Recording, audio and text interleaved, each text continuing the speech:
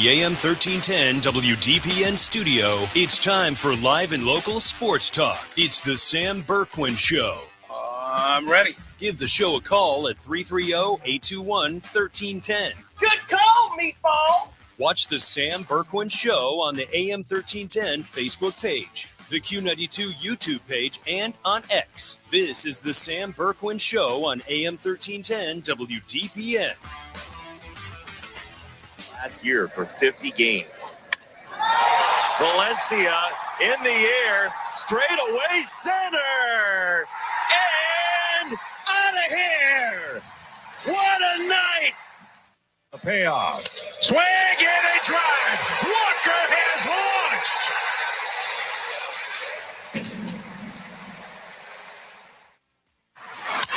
And Langford hammers that ball deep left field. It is off the base of the wall. Osuna will score, and the Rangers have won it in the bottom of the ninth. Livingston. Tabanza, 3 on the timer. Takes it. What a move and finish. Peterson penetrates, goes to the left-handed score. Ooh, that's nicely done. Nicely done. Nicely done for the former Canton native, Darren Peterson. How about that? How many of you watched the NBA Summer League last night out in Vegas? I got it. I watched a little bit, right? Darren Peterson going up against A.J. Tabanza, the number 1 and number 2 picks in the last NBA draft a couple of weeks ago. Good stuff, man. Both guys played well. Both showed that they are absolutely NBA ready, and that was fun to watch. Welcome into the Sam Bourquin Show, everybody, on this fill-in-the-blank Friday, AM 1310 WDPN. Hope you're doing well. We just had a little shower outside the studios here on Smith Avenue in Alliance, Ohio. Looks like the sun's ready to come out again, but I get the feeling that it's going to be like this all afternoon. Yeah, I saw intermittent. Sun, shower, sun. Humidity's kind of picking up a little bit. So, yeah, we're getting we're getting our share of weather today. I'm sure it's like that where you are in your neck of the woods. But I see we're under a flash flood warning until 10 o'clock tonight or something. Are we really? In some of the areas, maybe the outlying areas. So keep it here. We got Mark Johnson, our staff meteorologist from 3 News, who'll be on top and bottom of the hour the rest of the afternoon to keep you updated. Clint Marshall, of course, in the AM 1310 WDPN newsroom. He'll keep you in touch with what's going on in your world as well. Sam Bourquin here. Ryan Rainsberg is over here on the other side of the glass. We welcome you to the Fill in the Blank Friday edition of the program. We've got lots to get to today. Guards in the Marlins start I'd say a pretty big 3-game series tonight down in Miami. Don't laugh. The Marlins are a very young, very talented team. They are 52-42. They're only 3 games behind the Braves in the National League East. There's a guy pitching for Miami tonight who I would love to get, but the Marlins are not going to be sellers now. Sandy Alcantara. Watch this guy throw the ball tonight. He is dynamite. And we got Parker Messick going on the mound tonight for Cleveland. So this is game 1 of the 3-game set between the Fish and the Guardians tonight down in Miami. And then the All-Star break will happen as soon as the games are over coming up here on Sunday. But it'll be a good series. Good test. Good road test. Very interesting ballpark. Was it 2 years ago? 2 years ago, maybe 3 years ago. We actually went to the Guardians-Marlins game down in Miami because it was one of our parks to check off the list as far as Major League Baseball stadiums are concerned. And it's a different kind of place. Roof is closed probably 95% of the time because, it gets so hot down there. It's so humid. It's dark inside. I don't think it's like really well lit, or it could be lit a little bit better than it is. kind of a sterile atmosphere. The volume of the crowd doesn't really pop, but and they don't get huge crowds down there anyway. Even the team's playing well. You ought to take a look at the box score this weekend. The Guardians are coming in, and Miami, like I said, it's 10 games over 500. They won't crack 20,000 people this weekend, I don't think, in any of the games.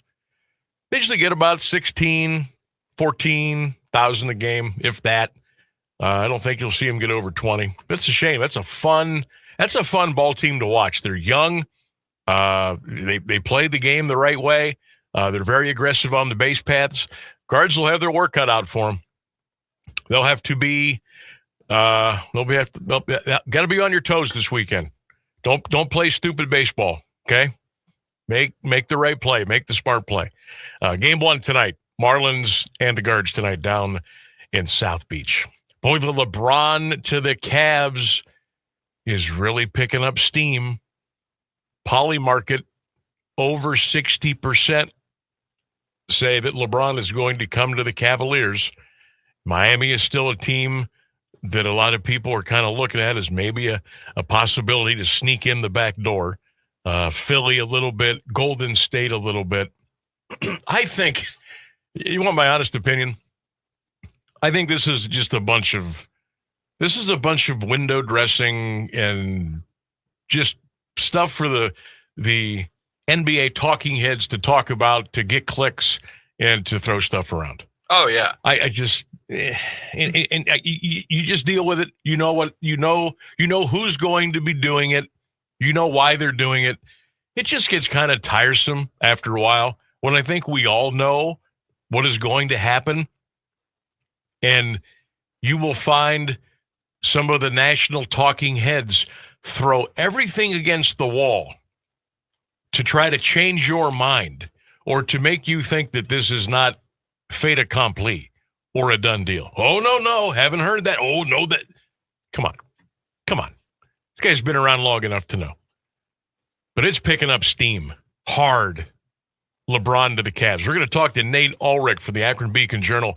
He'll be joining us at 3:35 today to break down that situation, if you will.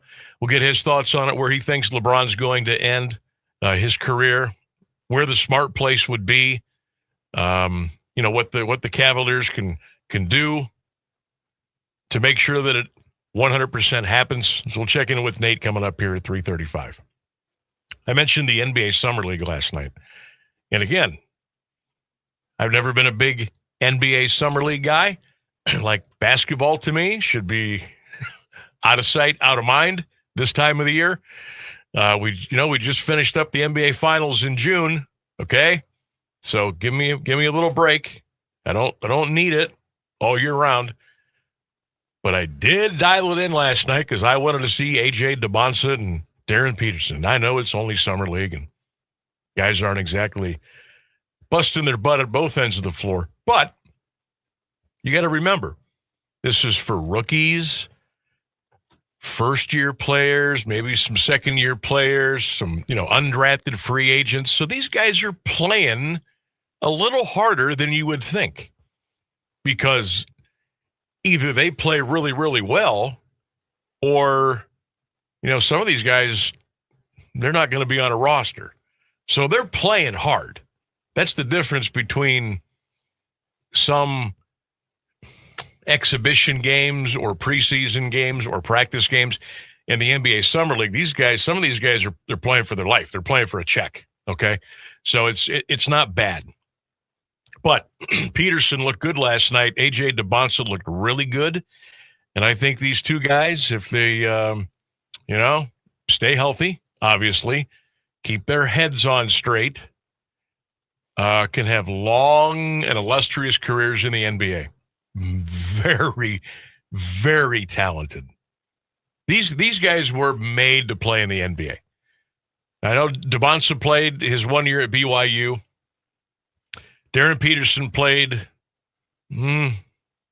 most of his year at Kansas.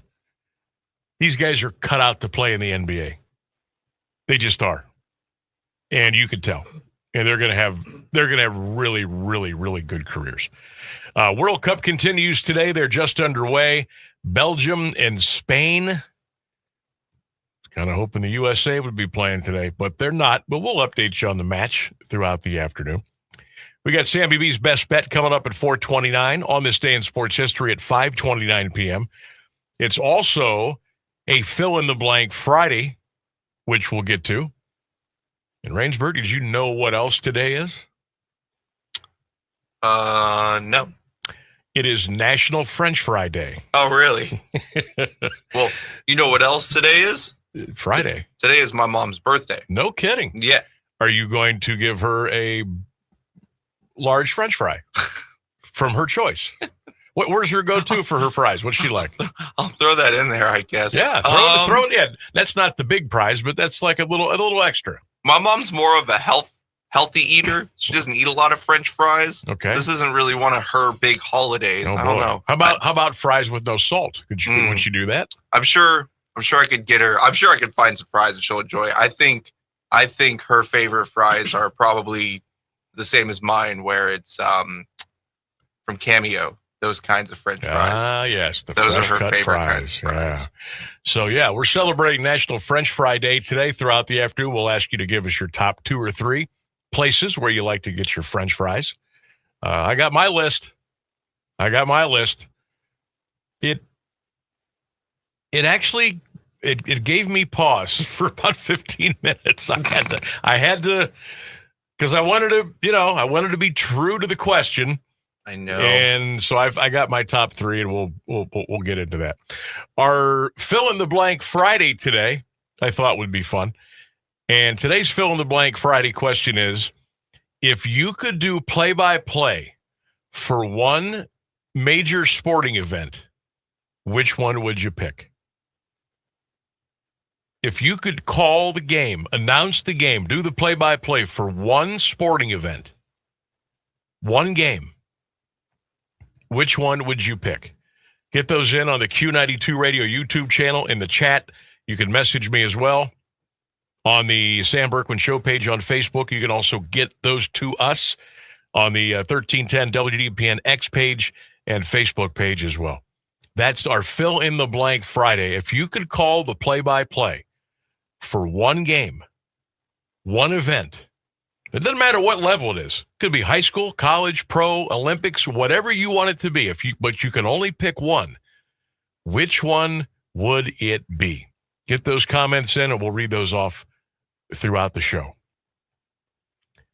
That is a tough question.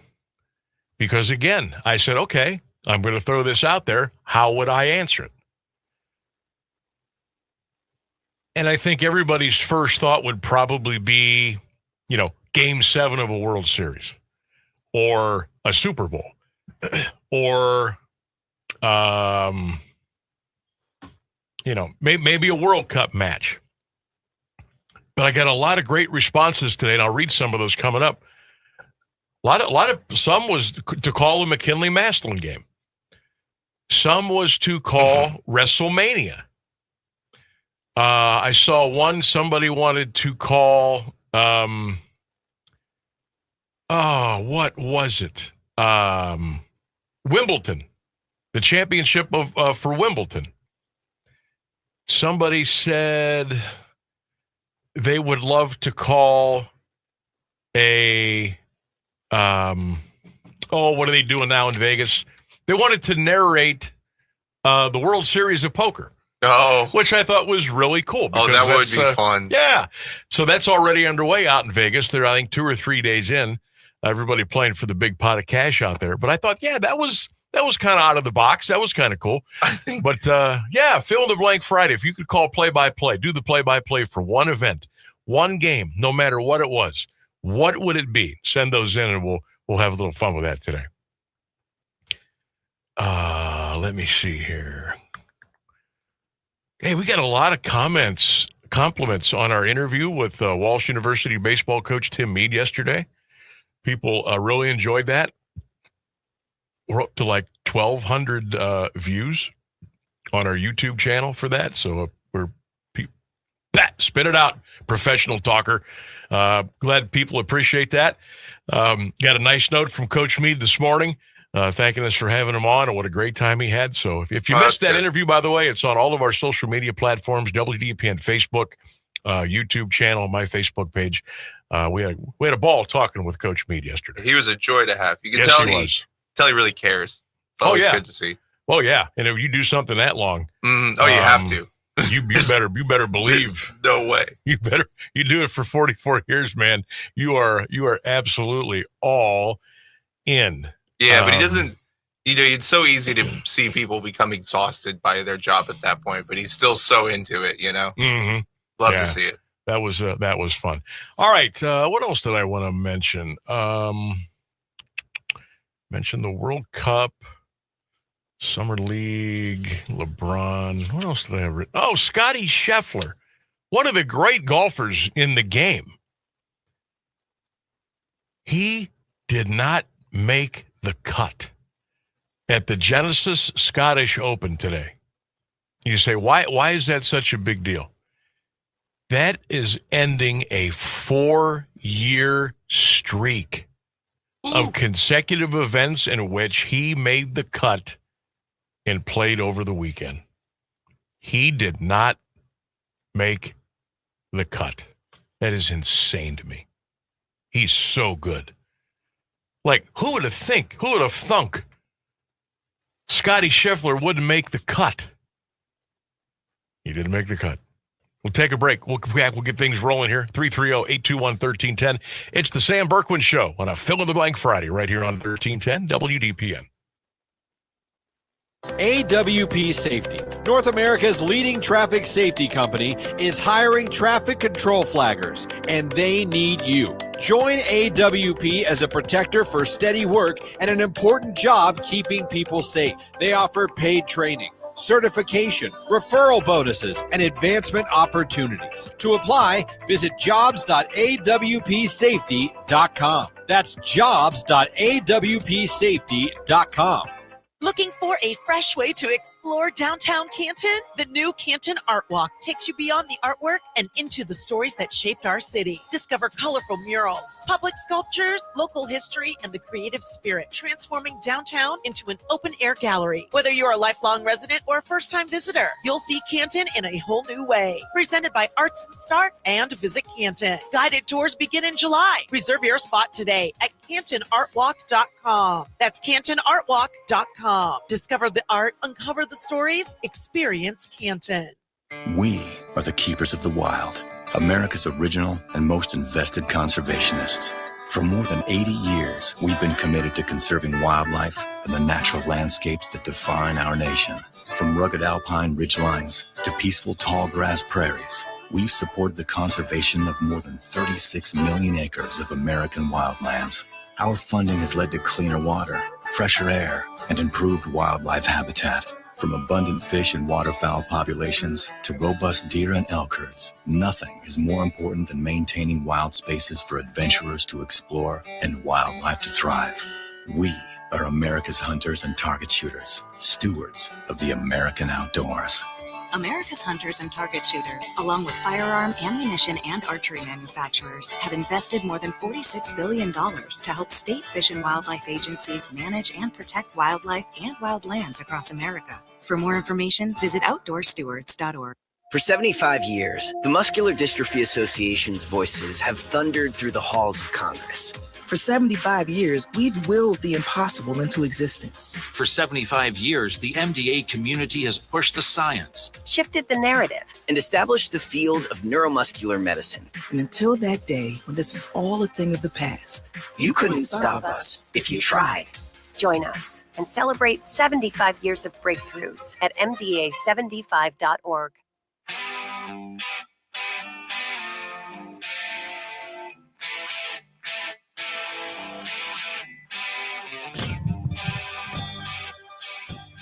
$1310 WDPN. Welcome back to the Sam Bourquin Show. Happy Friday, everybody. Hope you're in a good mood. Hope you're having fun.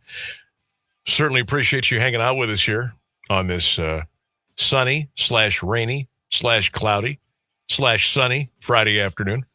Comes and goes. Comes and goes. 330-821-1310 is our number, 330-821-1310. Sam, I see you're wearing a Guardians t-shirt today. You finally gave in? No, I didn't. I did not buy this. This was given to me. I did not purchase it. I told you when they changed the name, I was never going to spend a nickel on any kind of Guardians merchandise.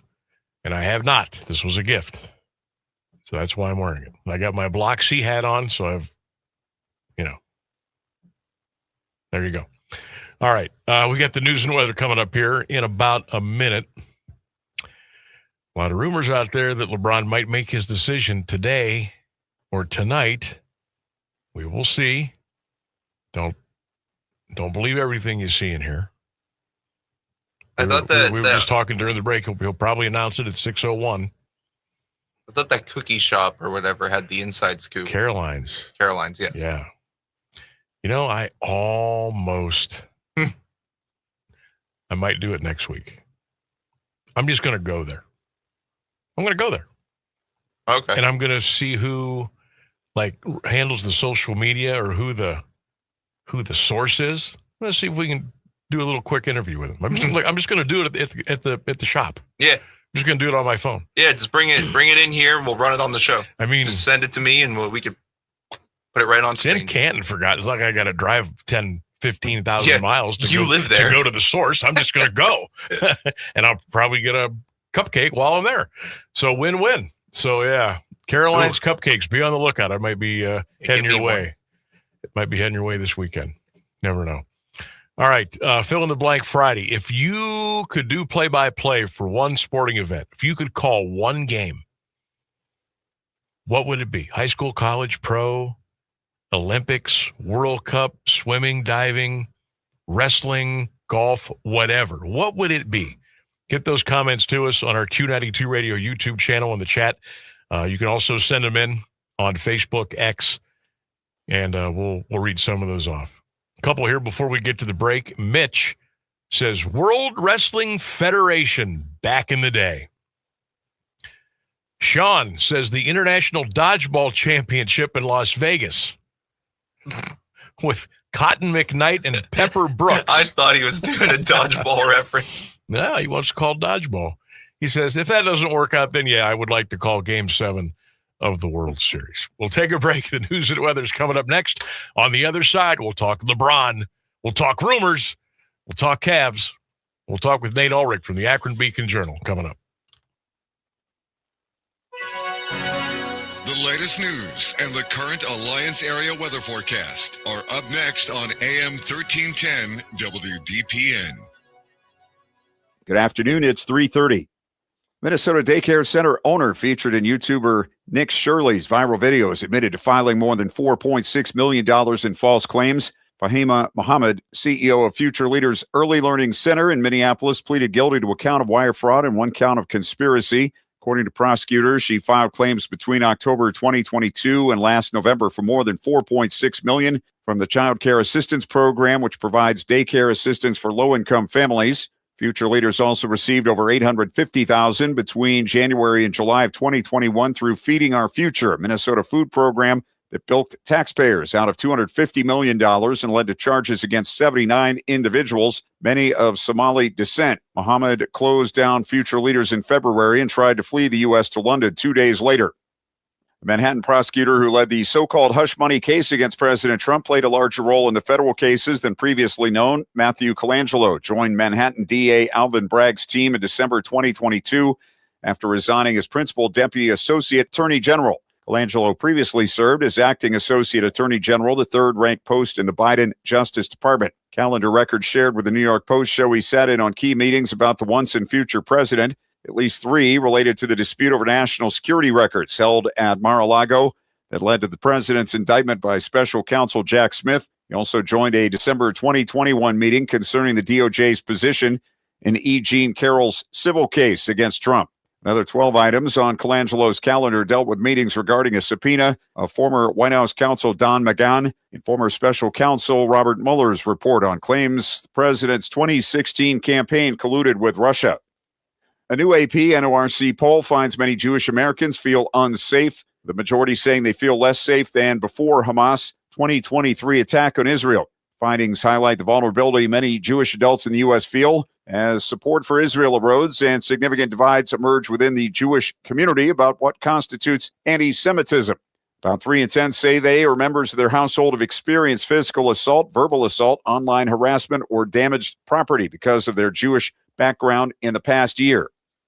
Fox 9 Minneapolis reported Tuesday, Ramsey County Sheriff Bob Fletcher said several shootings over the 4th of July weekend were linked to Somali youth gangs. Authorities noted the gangs began emerging in 2022 in Minnesota, and social media clout has motivated them. They estimate there are 12 such gangs throughout Minneapolis, St. Paul, St. Cloud, Apple Valley, and Burnsville. Fletcher estimated there were 14 Somali homicides plus 100-plus Somali gang-related shootings within the last 2 years. Sheriff's Office investigator Benjamin Seidel said it's all about ego, and 99% of it, they aren't selling narcotics. It's all just about gloating. 78 degrees at 3:33 for WDPN News. I'm Clint Marshall. Now, the Alliance Area Weather Forecast from Mark Johnson on AM 1310 WDPN. Scattered rain and widely scattered thunderstorms. Some of the storms with heavy rainfall through the afternoon and evening today. A high of 83 degrees. Overnight rain and thunder ending before midnight generally with lows in the middle 60s. From the 3 News Weather Center, I'm Mark Johnson.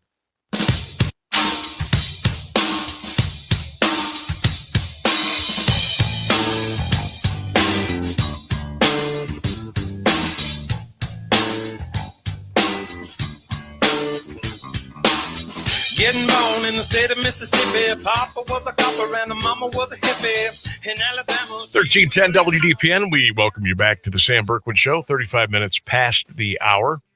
Don't forget, you can always watch, you can always listen to the show live on the WDPN Facebook page, our X page, the Q92 Radio YouTube channel, also the Sam Bourquin Show page on Facebook as well. It's a fill-in-the-blank Friday. We'll get back into that. Get you set for the Guards in the Marlins tonight down in Miami. We'll let you know what's going on with the World Cup match. Belgium and Spain going on right now. Right now, let's bring in Nate Ulrich.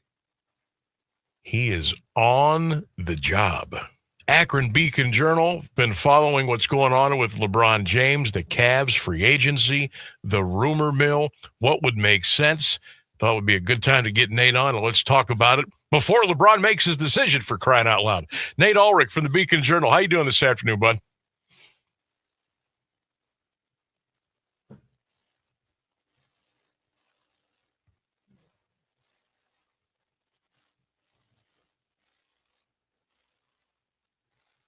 Okay, I see Nate. I know he can see me. I don't think he's getting our audio, and I'm on a little bit of a delay myself, so I'm not sure what's going on here. He can hear us. We can't hear him. I'm not sure why. I see you. I see you talking, Nate. Yeah. Nate's got his khaki-colored cap, glasses, looking good, ready to go. But for some reason, we don't have any audio there. Okay, it looks like he's going to just try to rejoin. Okay. All right, so keep us posted there. The wonderful world of technology strikes again. Okay. So we'll check in with Nate here, hopefully, in a minute or so, because I really want to talk to him about LeBron and a lot of the stuff that's going on. So I'm going to put my phone down so I'm not distracted by it on the video side. And Rainsburg, just let me know when Nate gets back up there. Absolutely. All right, so the LeBron situation, it's picking up steam. I think it's been picking up steam the last couple of days. I believe the decision was made already.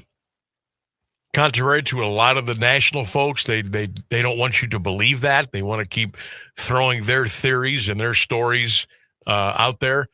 I think, and I've always said, we have one thing that nobody else has. We have what the Warriors don't have. We have what the Pistons don't have. We have what the Heat. It's home. It's where LeBron is from. It's where this whole movie started, okay, almost 24 years ago. He's home. It's Northeast Ohio. Miami doesn't have that. Lakers don't have it. The Nuggets don't have it. The Sixers don't have it. We have it. Okay. Nate is back. Let's see if we can hear hear him this time. All right. Nate, are you with me, partner? Oh, that's so bizarre. Nate, I can see you talking, but I'm not getting any audio coming out of your end. Could it be a possibility maybe his mic's not turned on? Yeah, I'm assuming it's probably looking for a different input. Maybe it's muted or something. I don't know. It's not muted. That's what's very bizarre. All right. I'll tell you what we'll do. Worst case scenario, actually, normal case scenario, we will just have, maybe we can call Nate, or he can, we'll call him, and because we got to get this figured out. All right. So what we're going to do, we're going to take a break. It's 20 minutes until the top of the hour. Want to get Nate on. We want to talk LeBron. We want to talk Cavs, and we want you to hear what's happening. All right. So we'll step out. We'll take a break. It's the Sam Bourquin Show, 1310 WDPN, and we'll be back. Do you have trouble getting in and out of the bathtub? Are you afraid you'll slip and fall entering or exiting a tub? SafeStep walk-in tubs can transform your bathtub from an area of concern to a calming refuge. Call them today at 1-800-498-2098 and save $1,600. SafeStep walk-in tubs and showers are proudly made in Tennessee and offer an ultra-low step-in, avoiding that difficult climb over a traditional bathtub wall. They also offer a variety of therapeutic benefits that may help soothe your aching muscles and joints, increasing your mobility, boosting your energy, and improving your sleep. SafeStep walk-in tubs are designed to easily fit your existing tub space and are often installed in as little as one day. Just dial 1-800-498-2098 today to save $1,600 and receive a free shower package. That's 1-800-498-2098 for a free no-obligation consultation and to save $1,600. SafeStep walk-in tubs. Safety never felt so good. Music and intelligence for your life. No matter what anybody tells you, words and ideas can change the world. I'm John Tesh, and we couldn't be happier about bringing you intelligence for your life every day. We have a room full of researchers gathering the information and ideas you need to make your life simpler and better, and to make you the smartest person in the room. Join me for Music and Intelligence for Your Life, 10 to 3, Monday through Saturday, only on AM 1310 WDPN. You heard it on the John Tesh Radio Show. This place has a pulse. You hear it in the canopy, feel it in the ground. Life, fully illuminated, engulfs you. From the birds singing in the treetops above to the tiniest insects in the soil below, you take a deep, cleansing breath, filling your lungs with the essence of the forest. Now, imagine it's all gone. Healthy, life-giving forests reduced to nothing. No singing birds, no lush canopy, and water and food in short supply around the world. Time is running out to protect our forests, and without our love, they can and will disappear. It's our choice. Love it or lose it. Help protect our forests. Visit World Wildlife Fund at wwf.org/love. For 75 years, the Muscular Dystrophy Association's voices have thundered through the halls of Congress. For 75 years, we've willed the impossible into existence. For 75 years, the MDA community has pushed the science, shifted the narrative, and established the field of neuromuscular medicine. And until that day, when this is all a thing of the past, you couldn't stop us if you tried. Join us and celebrate 75 years of breakthroughs at MDA75.org. Here's the deal. We gotta set ourselves up. See, retirement is the long game. We gotta make moves and make them early. Set up goals. Don't worry about a setback. Just save up and stack up to reach them. Let's put ourselves in the right position. Pre-game to greater things. Start building your retirement plan at thisispretirement.org. Brought to you by AARP and the Ad Council.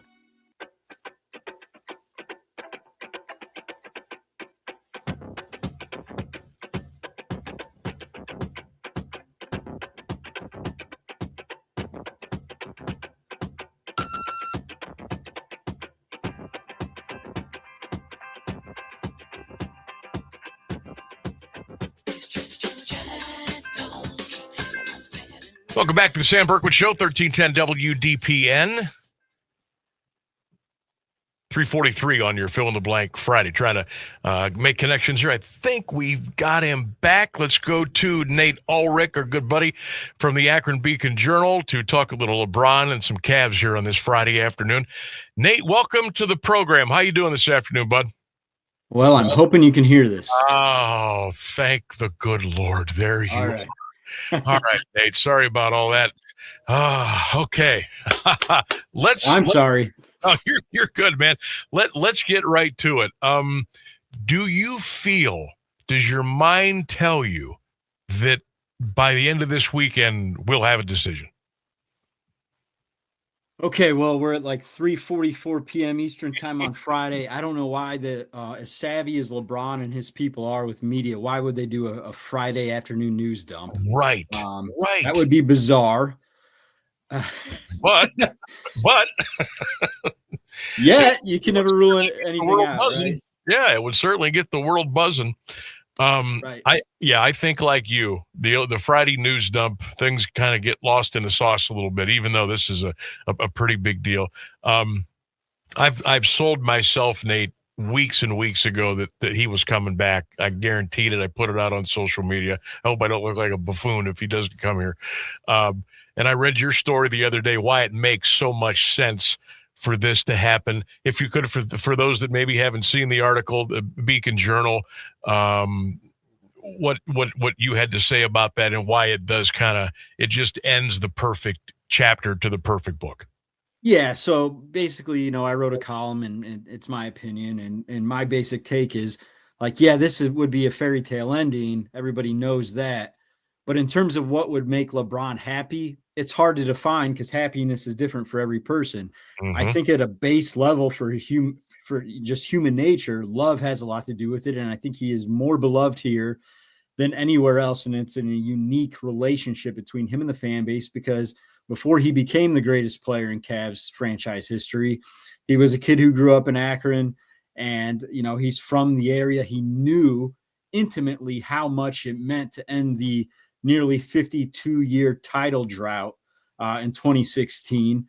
There's no place like home, and so he is loved here. Now, when he's come back in recent years with the Lakers, including this past January, it's been an incredibly emotional experience for him, and you could see him wiping his tears away after a tribute video played on the scoreboards at Rocket Arena in his most recent visit as a Laker. Bronny has been involved the last 2 seasons, and Cavs fans have really showered Bronny with a ton of love, and I think all that matters. I really do. I think that LeBron, whatever decision he makes, he will not be nearly as embraced and nearly as loved as he would be if he came back here. And so I think that has to be a factor in happiness. I think it's just, I can't read his mind. I'm not going to pretend to know what he's thinking, but I just think at the core of humanity, love and being loved is huge. Everybody wants to be wanted. He's wanted by a lot of teams, and he'll be loved by a lot of fan bases, but not quite like he would be here. No, you're not going to get the genuineness of it anywhere else except here in Northeast Ohio. And I keep going back to, and I probably watched this video, 30, 40 times, and you referenced it the last time he was back and they did that video tribute to him. And I think for the first time, he really sat there on the scorer's table or on his bench, and it's soaked in, like it had hit him. And I went back and I've watched that numerous times, and there was nothing phony about that. I think most of the time LeBron's the kind of guy that doesn't want to show his emotions like that. He doesn't want to let you know that it got to him. It got to him, Nate, and there's no dismissing that. And to me, that's what hammers the whole thing home. Big time. Yeah. LeBron and Rich Paul, and, we're in the world of podcasting where Rich Paul's, talking about this on a podcast and has this whiteboard, and it's brilliant content and things can be said by LeBron and Rich Paul and stories can be written, but the whole picture tells 1,000 words. You're right. When he's wiping tears away during that timeout in the first quarter of Lakers versus Cavs at Rocket Arena, I mean, that must be a factor. I mean, Yeah. it must be. So I think you're right. Real, authentic, genuine. All that is right there staring us in the face as we think about how he's going to handle this. Nate Ulrich is our guest. Covers the Cavs, the Browns. Does it all for the Akron Beacon Journal. Kind enough to spend some time with us here on 1310 WDPN. Check them out on all your favorite social media platforms as well. So the other side of the coin here, Nate, is the Cavaliers have been really, really quiet. They're just kind of sitting back now. I'm sure they are doing a lot of things behind the curtain so that when this decision comes, there will be probably a trade or two announced, maybe some shedding of salary, and then you'll see the dominoes fall really, really quick. Any scoop on what the Cavaliers have been up to in secrecy at all? Anything? Well, I think it is a holding pattern because of LeBron's situation. So just a quick recap. We know in free agency they've lost Dean Wade, they've lost Keon Ellis, and they've lost Larry Nance Jr.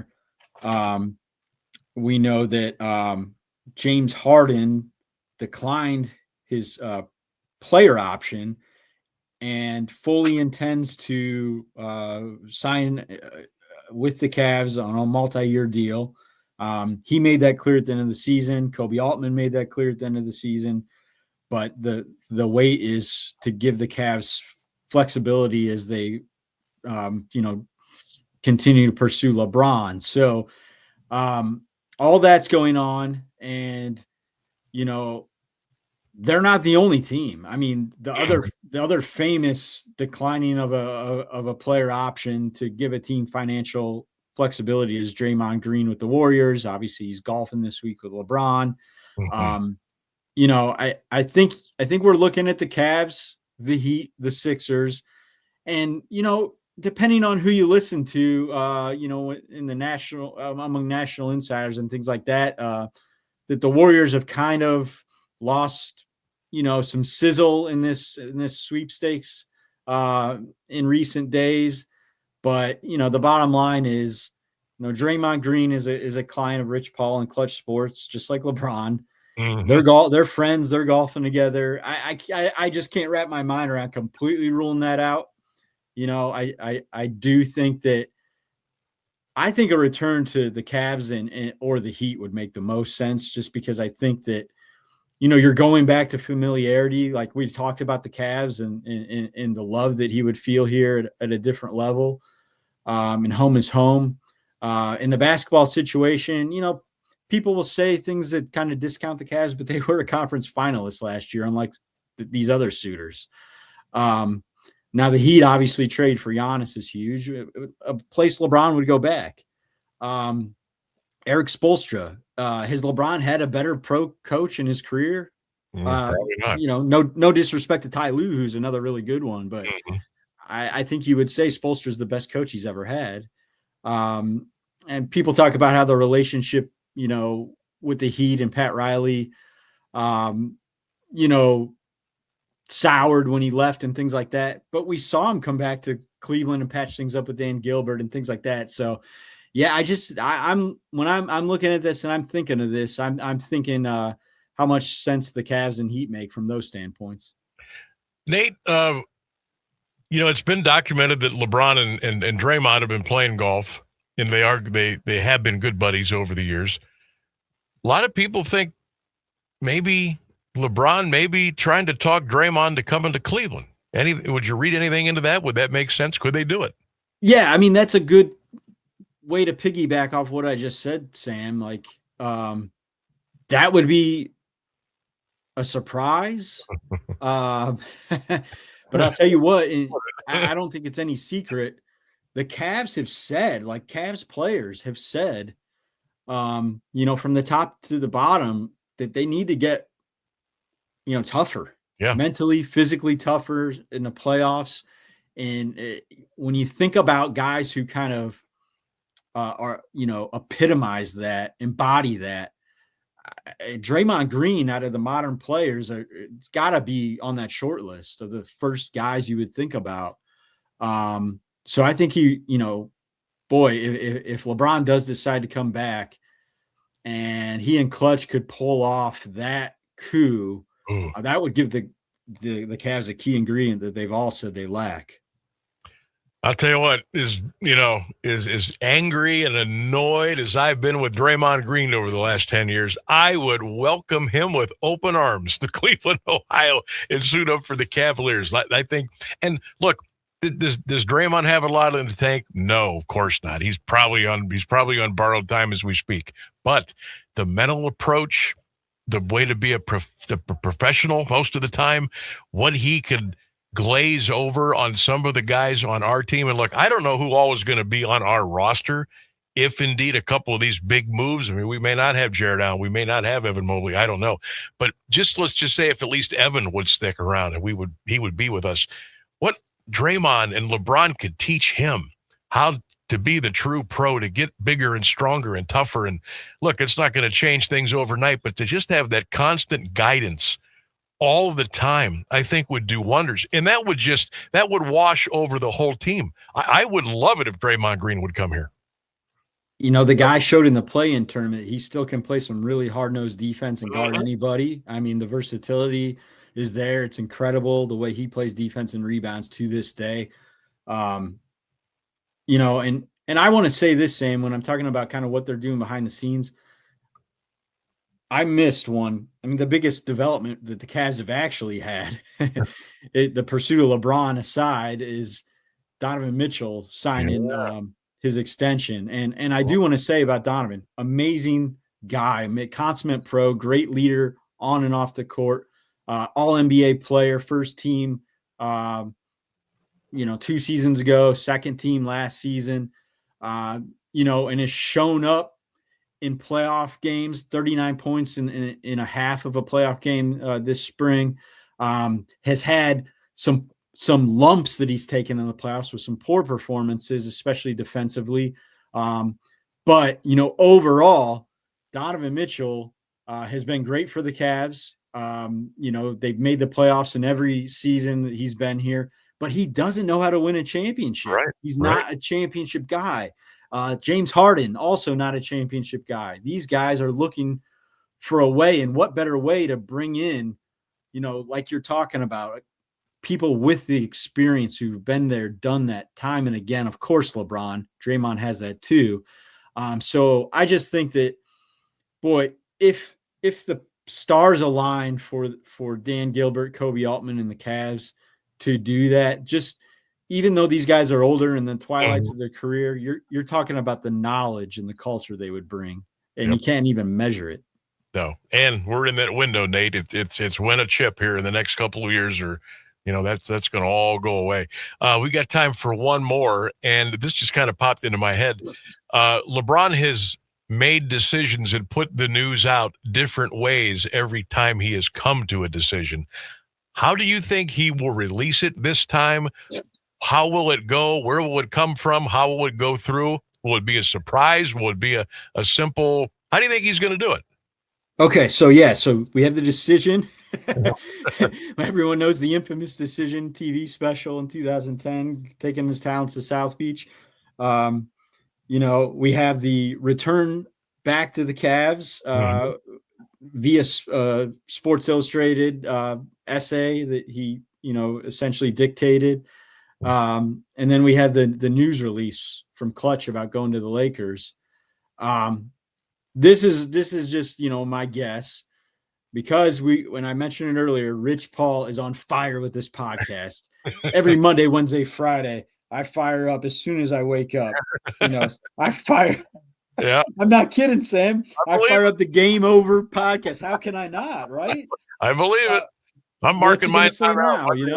Ready? Okay. So that latest one was this morning. So, and LeBron has this Mind the Game podcast. He did it with JJ Redick. The Lakers hired Redick as the head coach. Now he's done it with Steve Nash. And I just, food for thought, the Fanatics Fest in New York City is next week, July 16th and 17th. And LeBron is scheduled to appear and record a Mind the Game podcast there. So I guess what I'm saying is, the way things are going, the current landscape of media, I got to think a podcast might be part of this. Interesting. I had a kind of an out-of-the-box thought that maybe Bronny and his daughter and Bryce and his wife Savannah would do like a home movie video presentation of about 2 or 3 minutes and then say, we're coming back one more time or whatever. I don't know if that's even in the books or anything, but you might be onto something. You might be onto something with the Fanatics thing. We'll definitely keep our eyes on that. Scale of 1 to 10. LeBron comes back to Cleveland. Where are you at? Well, I'm not going to say 5 and play it right down the middle. I'm going to go 6.5. 6.5. All right. I'll take it. I mean, here's the thing. I don't know LeBron. I've covered him the last few years just when he's coming to Cleveland. But I know a lot of people who know LeBron because I'm born and raised in Akron. Mm-hmm. And nobody has told me he's coming, but there's a sense of optimism. Maybe it's groupthink. Maybe it's wishful thinking. But nobody's told me he's not coming. Yeah. So, people are just, everybody's waiting, just like we are. And, that's why I go 6.5. I do lean optimistic because people who know him way better than I do, because I don't know him, but who really know him, people who have known him for years and years and years, their fingers are crossed and they're optimistic. So we'll see. All right. It'll be fun. It always is. It kind of stresses us out too. We lose sleep, but at the end of the day, if the prize is there, we'll be happy with that. Nate Ulrich, Akron Beacon Journal. Have a great weekend. Good luck. Continue covering this, and we'll talk down the road. Okay. All right. Thanks, Sam. Take care. Nate Ulrich from the Akron Beacon Journal. All right. Your thoughts, your comments on our conversation. 330-821-1310. Where are you at? 1 to 10 that LeBron comes back to Northeast Ohio. The news and weather is coming up next right here on WDPN. The latest news and the current Alliance area weather forecast are up next on AM 1310 WDPN Alliance. ABC News, I'm Chuck Severson. At least 31 states are reporting cases of a single-cell parasite stomach bug. It causes frequent and long-lasting diarrhea. This does not necessarily mean all the stomach bug cases are related to the same source. ABC News medical contributor Dr. Alok Patel. Part of the issue is the lag time. When you get infected, it can be up to 2 weeks before you see symptoms. So it's hard for people to then backtrack and figure out where the source was. No product has been identified yet as a suspected source. The U.S. is on pace to break its own measles record for the second year in a row, over 2,200 infections across 40 states, says the CDC. Demanding a transparent investigation, the family of the Mississippi teen whose body was found off of Barrier Island. Nolan Wells was last seen July 4th celebrating the holiday with friends. A royal source confirms to ABC News that for the first time in 4 years, Britain's King Charles and Camilla met today with Meghan and Harry and the grandkids. This is ABC News. This is the story of the one. As a maintenance engineer at a beverage manufacturing plant, he starts his day knowing every line is ready to run because Grainger delivers the industrial-grade products he needs to keep mixers, conveyors, and packaging equipment moving. With Grainger's vast selection of bearings, belts, and motors, he keeps operations running smoothly, so nothing grinds to a halt. Call 1-800-GRAINGER, click Grainger.com, or just stop by. Grainger, for the ones who get it done. One of life's greatest mysteries has finally been solved. Who let the dogs out? Spruce. It's Spruce, the weed and grass killer that's safe for use around people, pets, and bees. When used as directed, spray the leaves for visible results in just 1 hour and dead weeds in just 1 day. You spray, they play. Spruce, pet friendly, weed deadly. Find wherever weed killers are sold. Now, the latest Alliance area news from Clint Marshall on AM 1310 WDPN. Good afternoon. It's 4:02. An Alliance man has pleaded not guilty to aggravated murder in the death of his wife. 50-year-old Robert Ross entered the plea today during his arraignment in Common Pleas Court. He was indicted by a grand jury last week. 38-year-old Ashley Ross was found dead May 13th in the couple's West Ely Street home. Robert Ross was arrested in the Morgantown, West Virginia area, returned to Ohio, and remains held on $5 million bond. Ross also faces 2 counts of murder, felonious assault, and domestic violence. A pretrial hearing scheduled for July 22nd. A former chaplain at Alliance Community Hospital sentenced to 25 to 27 years behind bars. 38-year-old Joseph Sabella of Knox Township pleaded guilty in May to 60 felony counts of pandering obscenity involving minors. 25 counts were dropped in the plea deal. Investigators say searches of his home found hundreds of printed and electronic images of minors in sexual acts or nudity. On his release, Sabella will be classified as a Tier 2 sex offender. Canton man sentenced to 12 to 16 and a half years in prison for a deadly shooting. 33-year-old Ashad Carlisle pleaded guilty Thursday to involuntary manslaughter and gun charges. He was then sentenced by Common Pleas Judge Krista Hartnett. Charges stem from the April 19th death of 51-year-old Richard Statz. He was fatally shot through the window of an apartment on Tuscarawas Street West. Prosecutors say Carlisle and Statz did not know one another. Canton City Hall closed today after a water line break inside the building. City says all appointments, meetings, and court hearings will be rescheduled. In a Facebook post, city officials say the Canton Police Department and dispatch operations remain fully operational and are ready to serve the community. Man faces charges after authorities say he attacked employees of the multi-county juvenile attention system in Canton Township. 20-year-old Shane Harris of Canton accused of striking or attempting to harm 4 staff members while they were trying to place him in hand restraints Sunday. Harris faces 4 felony counts of assault. He was arrested Thursday. His arraignment set for Monday in Canton Municipal Court. The Michelin Township trustees approved a pay increase for the fire department Thursday. WDPN's David Schurer reports. The 28 members of the fire department, including salary and hourly paid, will receive a 3% pay increase effective July 11. Trustees also approved Cameron Huffman as a part-time firefighter EMT in order to schedule a pre-employment physical, renewed the Chamber of Commerce membership at $165, the hiring of father and son property maintenance to remove trees from a residence at 5122 Glen Oak Drive, the $5,395 cost to be added to the tax bill of the property, and a 3-year cybersecurity contract for $1,867 per month from a Lebanon, Ohio business. Memorial services scheduled for a woman and her 13-year-old daughter killed in Sunday's deadly shooting at Rittman. Visitation will be held tomorrow from 4 until 7 at Rittman United Methodist Church for 43-year-old Christy McWilliams and McKinley McWilliams. It will be followed by a memorial service at 7. The 2 were killed in the shooting that also took the life of Rittman Police Sergeant Scott Reese. The 2-vehicle crash shut down Route 30 in Columbiana County this morning and sent 3 people to hospitals. The Highway Patrol says car and a minivan collided in West Township around 8 o'clock just west of Kensington. 2 people were taken to Waltman Hospital. A third was transported to a hospital in Youngstown. Troopers say the injuries are not believed to be life-threatening. The crash is under investigation. Several East Palestine businesses have settled lawsuits against Norfolk Southern over claimed losses from the 2023 train derailment and chemical spill. Case is resolved after 2 days of mediation, with the settlement terms remaining confidential. Business owners claim the derailment caused lost customers, revenue, closures, and other damages. The federal court will keep jurisdiction, make sure the agreements are carried out. Columbiana County Commissioners have approved a preliminary tax budget for 2027. They'll need to cut nearly $391,000 from department requests before adopting a final spending plan. Projected general fund revenue totals just over $28.3 million, while funding requests exceed $28.7 million. The Sheriff's Office submitted the largest request at more than $5.6 million. Commissioners are expected to finalize the budget later this year.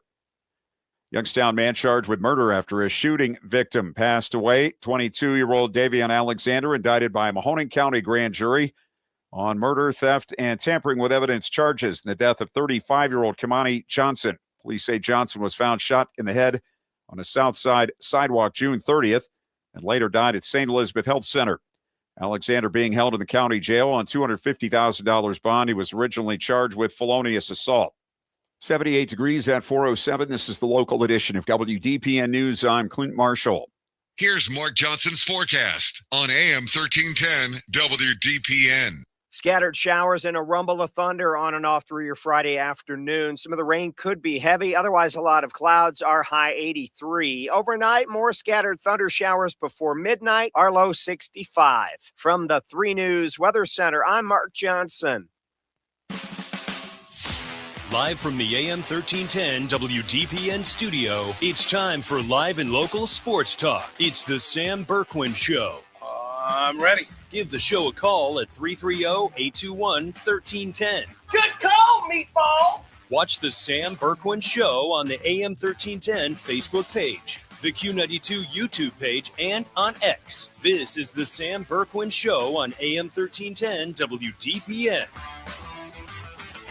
Last year for 50 games. Valencia in the air, straight away center, and out of here. What a night. A payoff. Swing and a drive. Walker has launched.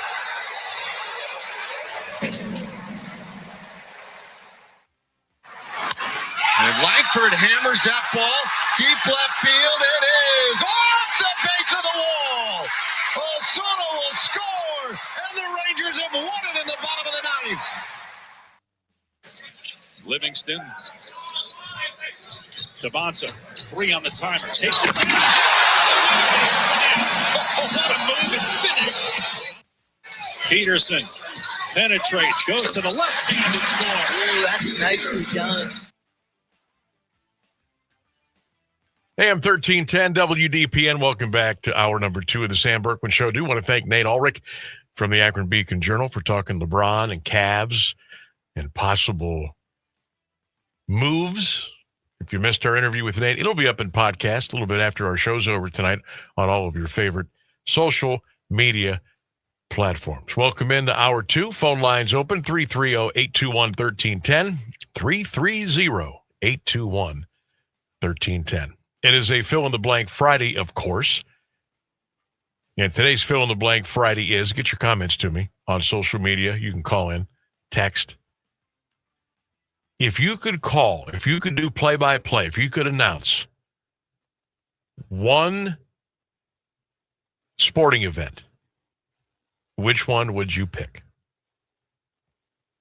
It could be high school, pro, college, Olympics, WrestleMania, World Cup, Wimbledon, NASCAR,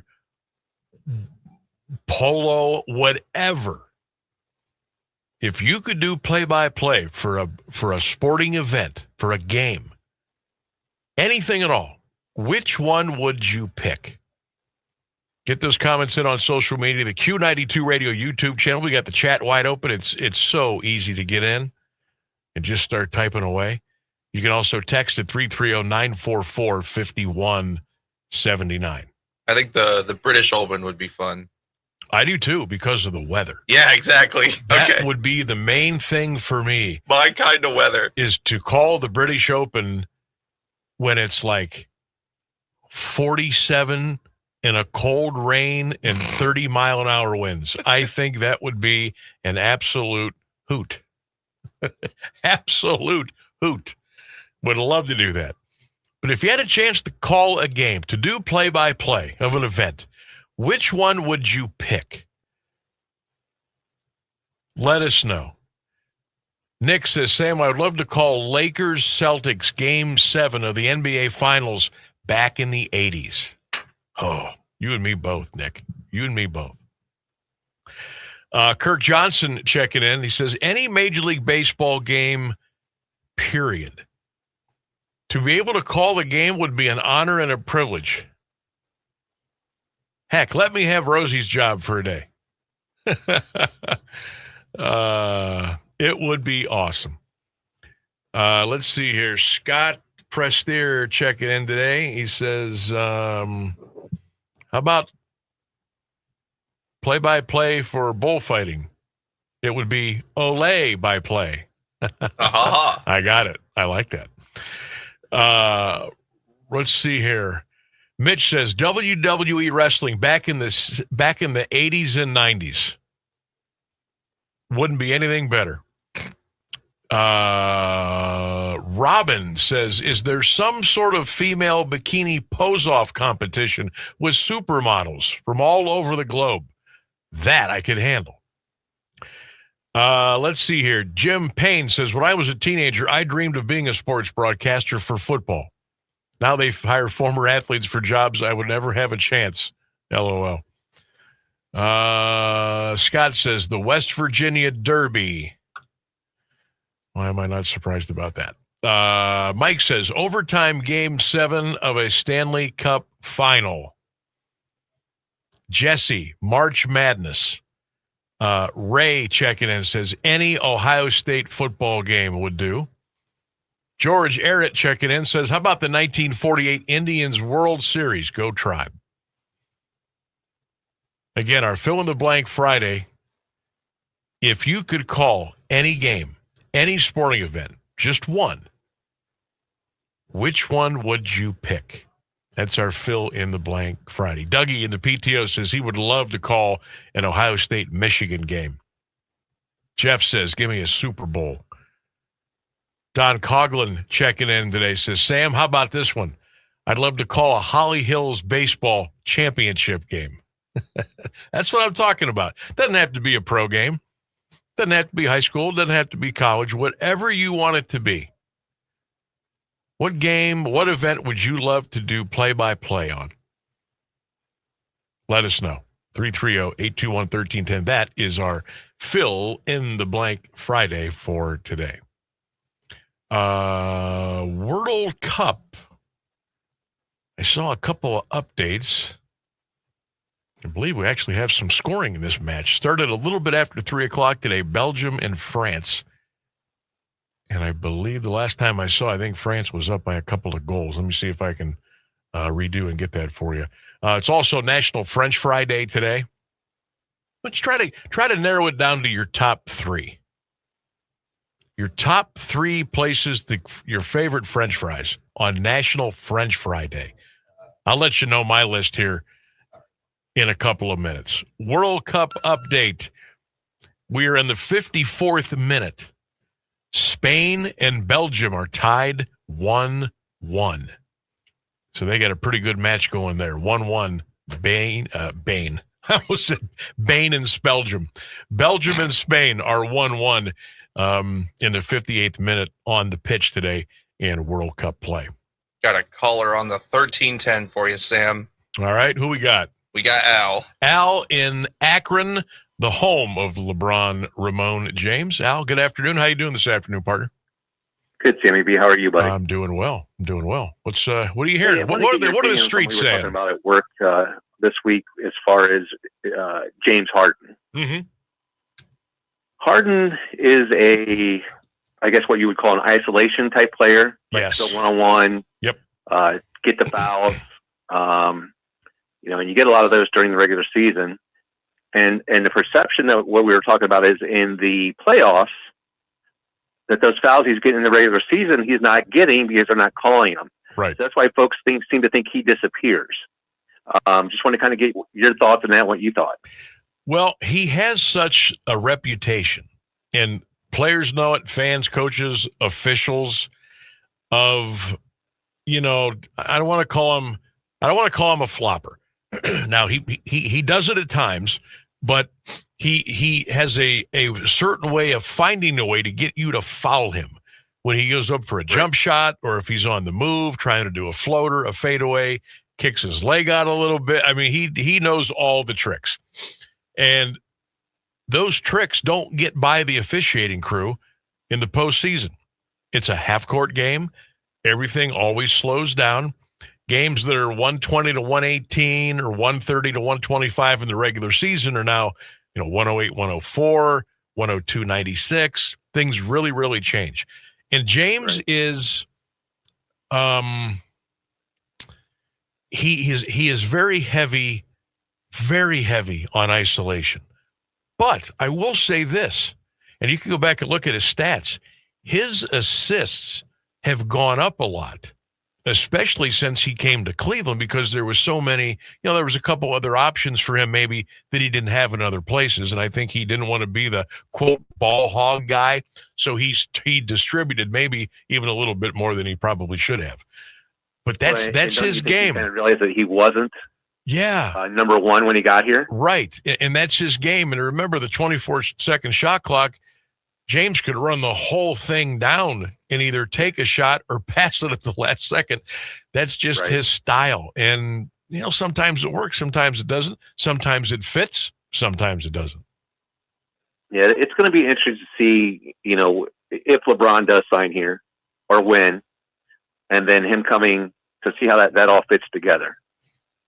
There's not enough basketball, in my opinion, for the three of them. Yeah, well, yes, but I will say this. Did you notice that James Harden did a lot of deferring in the postseason? Yeah. And I look at that. I'm not sure how I want to look at that, Al. It was either, hey, I'm not feeling it right now. I'm not hot. I can get other guys involved. We're better off them taking the shot. Or he was a little wobbly, if you know what I mean, and didn't want the big moment and didn't want to try the shot, and he just decided to pass it off to somebody else. I think option B is what the case was, but I guess we'll never really know, and let's see what come out and say. Yeah, because that's where I lean.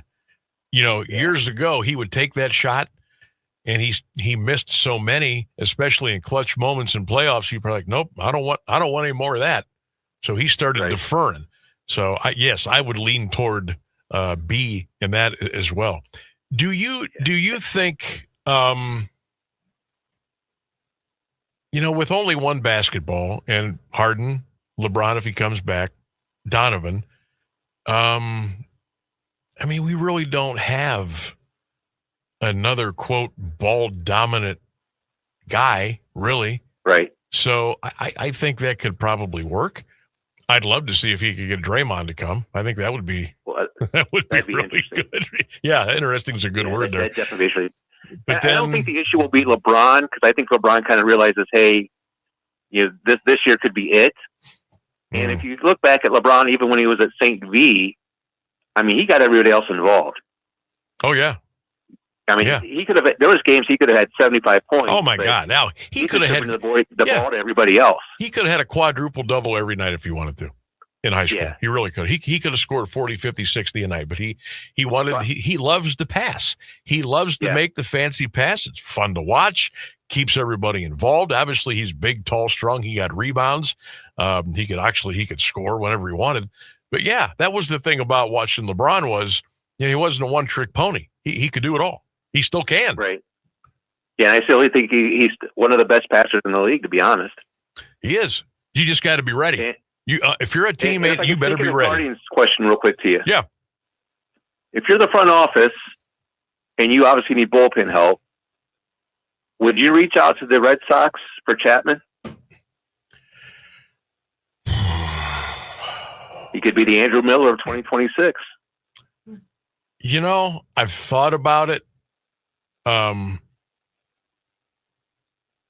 not a big Chapman fan.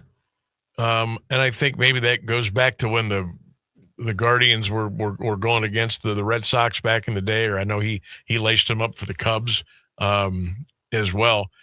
I think Aroldis Chapman is like really, really close to the end of the line for him.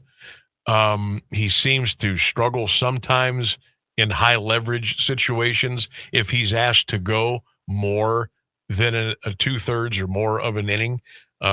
He seems to leave some balls over the plate, and guys, hey, you could throw as fast as you want, but if it's straight, guys will jump on it and they'll take it out of the yard. With that being said, I don't know what his contract situation is. I don't know where he's at as far as mentally with himself and his career and what he wants to do and where he wants to play and finish. But I would certainly pick up the phone. Yeah, I think you have to. And I mean, Gaddis, Chapman, Smith, 7, 8, and 9. That's pretty scary. Yeah, that's some guys that could throw the heat, and it would give you a little bit of veteran leadership that obviously this team really needs because we got so many rookies on it. Absolutely. I mean, and it gives you a strong lefty. I mean, now especially with Herron being down and right. Sabrowski seems like he couldn't find the plate last night, so hopefully that was just a one-off situation. Yeah, I'd kick the tires, Al. No doubt about it. I think you have to. Yep, no doubt. All right, Sammy, my man. enjoy the rain this weekend. I'll try. We'll talk to you soon, buddy. Keep the streets up in Akron safe. Al, we'll talk again. Thank you. All right. There he goes. Alan Akron checking in here on 1310 WDPN. Aroldis Chapman, the big flame-throwing left-hander. Aroldis Chapman's been around for a while. He's got some stickers on his suitcase, too. Not as many as Dennis Schroeder in the NBA, but Aroldis Chapman's worn a lot of different caps since he's been in the big leagues. Coming up on 24 minutes past the hour, 330-821-1310. It says the Sam Bourquin Show on a fill-in-the-blank Friday. We'll take a break. We'll come back. Stay with us. Mark your calendar for one of the area's favorite summer traditions. Join Copeland Oaks for a cruise around the lake on Sunday, July 26th. Gates open at 10 a.m. with classic vehicle registration until 1 p.m. Registration is just $5. Enjoy beautiful classic cars, free food, raffle baskets, and a 50-50 drawing in the beautiful lakeside setting. Don't miss the fun. Visit CopelandOaks.com for details. That's Cruise Around the Lake, Sunday, July 26th at Copeland Oaks in Sebring.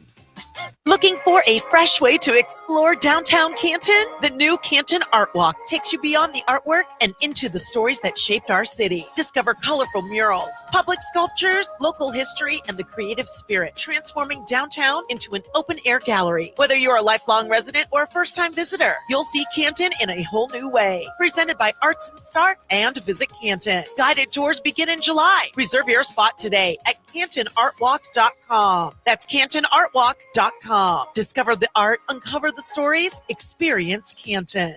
I'm Angela Bassett. As a first responder on screen, I know what it means to act fast in an emergency. In real life, the same urgency can save lives, especially when it comes to a food allergy. For 33 million Americans, one bite can turn an ordinary meal into a life-threatening reaction. And too often, they don't have the one thing that could save them: epinephrine. But emergencies don't wait. And when a severe reaction happens, being prepared makes all the difference. Now, there's a needle-free option, a new way to carry epinephrine that makes it easier than ever to be ready. No needles, no hesitation. Because when the unexpected happens, the best thing you can do is be ready. Know the risk, know the options. Be ready to act. Learn more at foodallergy.org/ready-to-act. Hi, human. I'm a micro monster swimming around in your plastic water bottle. But I can't wait to swim in your bloodstream soon. Microplastics are micro monsters. Drink me. Wait, what are you doing? But you can fight back by using glass or metal reusable water bottles. No! Don't let microplastic micro monsters invade your body. Find more ways to fight back at stopmicromonsters.org.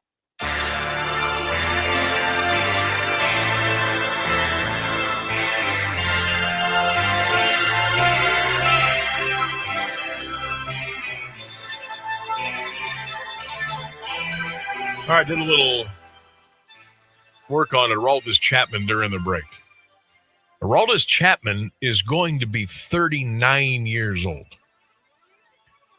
He started his career with the Cincinnati Reds, pitched for the Reds from 2010 to 2015. Then he pitched for the Yankees in 2016. The Cubs in 2016. That's why I don't like Aroldis Chapman, because the Cubs beat the Indians in the World Series. Then he pitched for the Yankees again for 5 years, 2017 to 2022. Pitched for the Royals in 23, the Rangers in 23, the Pirates in 24. Now he's with the Boston Red Sox. Again, he's going to be 39. He can still get it up there. I mean, not like he used to, but he can still get the ball up there. He is 60-51 in his career. His earned run average pretty good, 2.51. He has 1,366 strikeouts. He has 386 saves. Would I want to bring Aroldis Chapman on? Yeah. I would definitely pick up the phone, and I would ask the Boston Red Sox what they would be thinking about.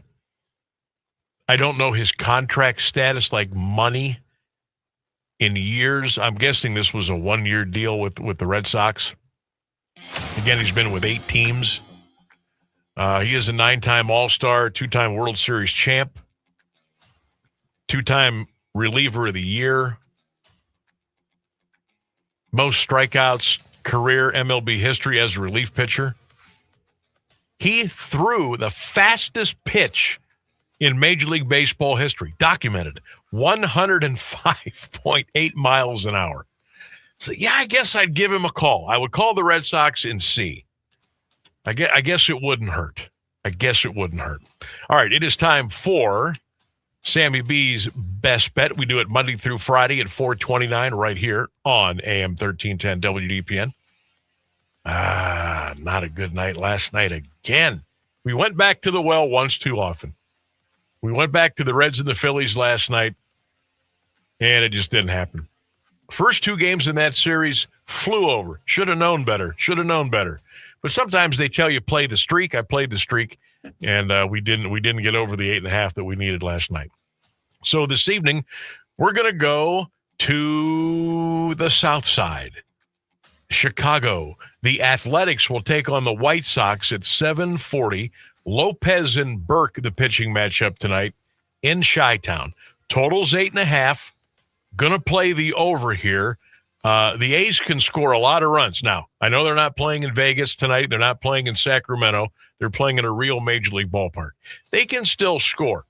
And Lopez has an earned run average for the Athletics of 7.04. I think the White Sox can get a few runs, get a few base knocks, and get us over the 8.5. So that's what we're going to go with tonight. Sammy's Best Bet, Chicago White Sox and the Athletics over the 8.5. That's the best bet of the night. News and weather coming up next.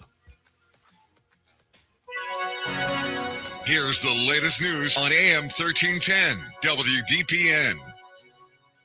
Good afternoon. It's 4:30. A courtroom camera accidentally revealed the alleged handwritten admission of guilt from Tyler Robinson during court proceedings in the murder of Charlie Kirk in Provo, Utah. The preliminary hearing has been ongoing since Monday and is set to conclude today. The judge earlier ruled certain parts of the evidence would be presented in court, but not to the public. The court reviewing a separate piece of evidence when the prosecution asked for the note to be displayed. However, the camera did not turn away quickly enough. The visible area of the note reads, quote, "I left the house this morning on a mission and said in auto text, I'm likely dead or facing a lengthy prison sentence. I had the opportunity to take out Charlie Kirk, and I took it. I don't know if it will or have succeeded, but I had hoped to make it home to you," end quote. Federal Appeals Court has kept in place a ruling stopping Texas from handing illegal aliens discounted in-state college tuition while charging out-of-state American citizens more. In its Thursday opinion, the court affirmed the lower court's refusal to let outside groups enter the case and defend the tuition break. Judge Jerry Smith wrote that a federal statute preempts the Texas provisions because the state cannot grant illegal aliens a residency-based tuition benefit unless every U.S. citizen qualifies for it, regardless of where they live. The panel found the groups offered no viable defense and as non-parties could not appeal the judgment itself. Construction crews broke ground yesterday on the final office tower at the new World Trade Center campus, nearly 25 years after the 9/11 attacks. American Express will be the sole tenant of 2 World Trade Center upon its completion, currently slated for 2031. The 55-story glass tower will accommodate up to 10,000 employees across nearly 2 million square feet of office space. At 1,226 feet tall, it will stand 550 feet shorter than the landmark One World Trade Center, which opened in 2014. American Express has not disclosed project costs, but New York Mayor Zohran Mamdani expects the development to create 3,200 jobs and about $6 billion in economic activity. Sales of previously occupied U.S. homes slowed in June, but a key measure of home prices climbed to an all-time high. Existing home sales fell 2.4% from May to a seasonally adjusted annual rate of 4.09 million units. Sales rose 2.8% compared with June of last year. The latest sales tally fell short of the roughly 4.2 million pace economists were expecting. Home sales have been mostly hovering close to 4 million since 2023, compared with the historic norm of 5.2 million. President Trump confirmed today he's shaken up Federal Election Commission membership after it dragged its feet on addressing non-citizen voting. AP reported the executive action against members of the Election Assistance Commission, which distributes federal grants to states, oversees the testing of voting systems, and maintains national voter registration forms. Recent U.S. Supreme Court ruling delivered president's authority to fire members of independent agency boards. The president removed the commission's 2 Democratic members, Thomas Hicks and Benjamin Hovland. The Republican member, Christy McCormick, resigned. Republican former commissioner Donald Palmer left voluntarily earlier this year. 78 degrees at 4:33 for WDPN News. I'm Clint Marshall. Meteorologist Mark Johnson has the latest forecast on AM 1310 WDPN. 83 degrees for your Friday afternoon high. Grab that umbrella. Some widely scattered thunderstorms rumbling by. Some of the storms with heavy rainfall. Overnight rain and thunder ending around midnight or before. Our low 65. I am Mark J. Weather from 3 News.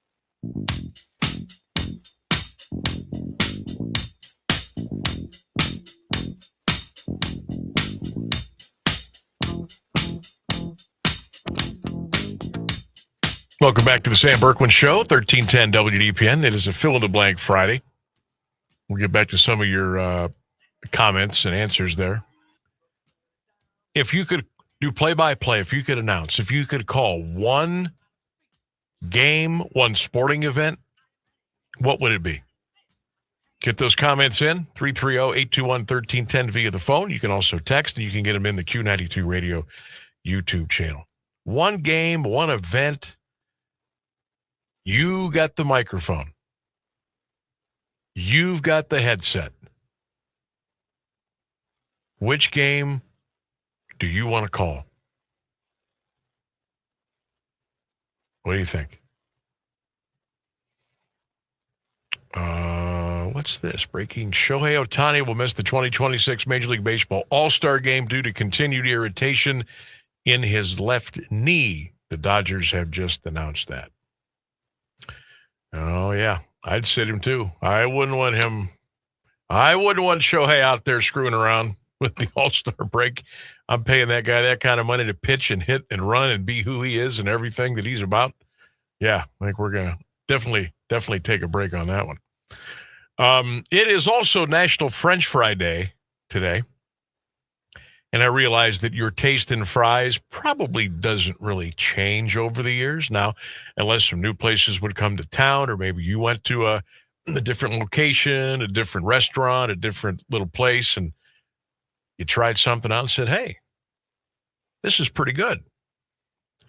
So instead of asking you your all-time favorite French fries, what I'd like to do this afternoon is give me your top 3. It is National French Fry Day. What is your top 3? I've got 3, and then I've got 2 wild cards. So I actually cheated, but I'm allowed. All right? I'll get 5 ready, too. So, but I want your top 3 places to get French fries, your 3 favorite places to get them. Let us know in the Q92 Radio YouTube channel in the chat. You can call in, text, what have you. But I've got my top 3. I've got wild card A, and then I've got wild card B. What are your wild cards? I'm going to do those last. Okay. Because the last one is, it's a wild card. It's wild. Truly wild, yeah. So I probably sound like the same old redundant. McDonald's is number 1. Five Guys French fries, number 2. Okay. Wingstop, number 3. My first wild card, and this kind of runs a little bit of the gamut here, but fries at the county fair or food truck. Yeah, I can see that being a wild card because they're wildly inconsistent. Yeah. Give me the bucket of fries. Let me salt and vinegar them up a little bit, and away I go. Put them in that foam cup for me so they all melt right through the bottom. Oh, man. Give me lots of napkins and just leave me alone. Give me a fork.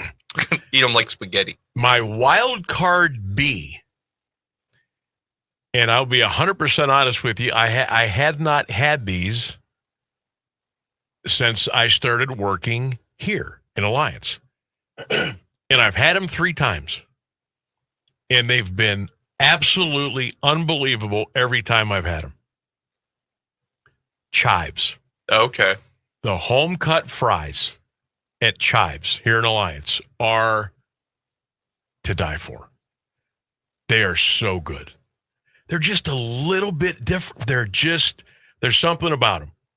If you can find a million French fries all over the world, different places, and you can say, oh, they're all the same. No, they're not. And you can find a little something different, even like, a fresh cut fry can be different from one place to the next, whether it's the seasoning, the way they cut them, how long they fry them, all those things go into effect. Now, look, I consider myself, and look at me, I think you'd believe me, I'm kind of a French fry connoisseur. I think most of us can pick out frozen fries, fresh cut fries, Brew City fries. We can tell. Okay, we know.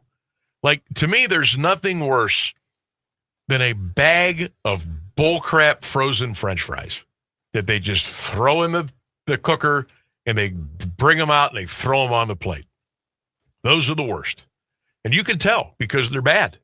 You can tell. But you can tell a good French fry when you get it.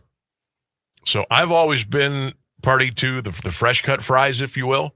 But there are some that, McDonald's, I know those aren't fresh cut, but boy, they're good. And if you get them, here's the other key. Most of these, you've got to get them right out of the fryer. Yeah. You can't, fries don't travel. So even though I don't do DoorDash or Grubhub or any of that, I would never order fries. They don't travel. I don't care. I don't care if you're right down the street. They don't travel. So you got to get them right away. But I got McDonald's 1, Five Guys 2, Wingstop 3, Fair Fries or Food Truck Fries at 4, and then my wild card is Chives right here in Alliance. Those are my top 3 with my 2 wild cards, and I'll die on that hill. And if I keep talking about this another 15 minutes, Rainsburg, I'm going to have to leave. You're going to have to let me answer. Because I spent that whole time formulating my own list. I eat so many. I eat way too many. I know. I was not planning on having fries today, but that plan has changed, unfortunately. Yeah, I confess, I probably have fries probably 3 or 4 times a week. Yeah, and me that's too. That's just terrible. It's terrible. But I do it. I can't say no. It's my 2 favorite things put together, potatoes and salt. Oh, man. Al says McDonald's, Hamburger Station, and Swenson's, his top 3. Yeah, Swenson's has some good. So does Hamburger Station, too. George says 1, TD's Tailgate, 2, Wendy's, 3, Burger King. Burger Kings have gotten a lot better. Burger King fries are slept on. Wendy's, I think they're awful. Wendy's got better and then got way worse at some point. What did they do? Why did they? Yeah, I'm not sure. They can't seem to get it right. No, I think they pushed into that fresh thing, and then they kind of gave up on that, but tried to kind of keep that image image of themselves. But yeah. Yeah, I can't get down with the Wendy's fries. I can't. No, they just can't do it. They're not good anymore. KFC has gotten a little better. Arby's a little better. KFC and Arby's are my 2 wild cards. Yeah. Because if you get them right, they are incredible. Right, if you get them right. But you almost never do. No. And I'm not curly fry guy either. No, I love curly fries. I'm a crinkle cut or just give me the regular. I do not like curly fries at all. I don't know what my problem is. But what's your top 3? Okay, so Rainsburg's top 3 French fries on National French Fry Day. What do you got? Number 1 is Fair Fries, I think. Yeah, because I love skinny shoestring Fair Fries, perfectly fried. That's it. And then Cameo is a second. Oh, the Cameo. Because Cameo fries are so good. They're different. You don't get Cameo fries anywhere but Cameo. And then I think number 3 might surprise you, but I'm going to put Chili's fries. Really? I love Chili's fries. That's interesting because we were there probably less than a month ago, and they were just, they were hot. It's been a while since I've been there, but last time they were good, but it didn't wow me. You know what I mean? Mm-hmm. But I would eat them. I like certainly. Them. They're crispy. They're very crispy. Yeah, they were decent. They were decent. But yeah, what's your top 3 French fries as we celebrate National French Fry Day here on the show 1310 WDPN? Mindy says McDonald's 1. Here's a wild card, Rainsburg. I hadn't thought about it because they're not always available. The nacho fries. Yeah, Taco Bell. From Taco Bell. Mm-hmm. Number 2.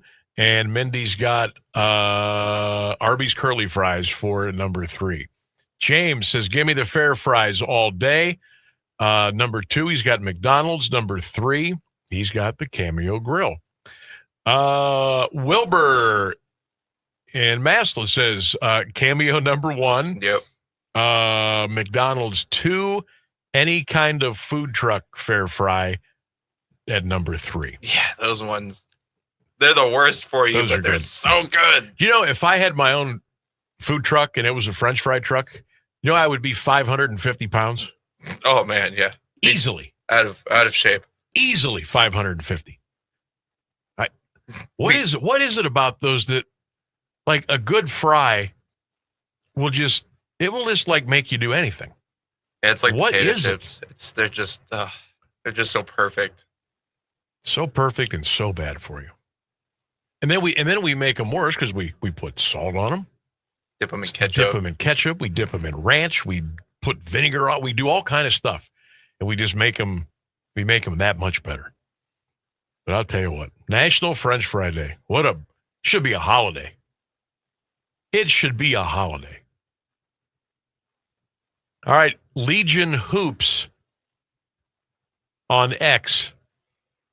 The Miami Heat's odds to win the LeBron sweepstakes are surging after ESPN's Brian Windhorst reports there's a done deal with the team out there other than the Cavs.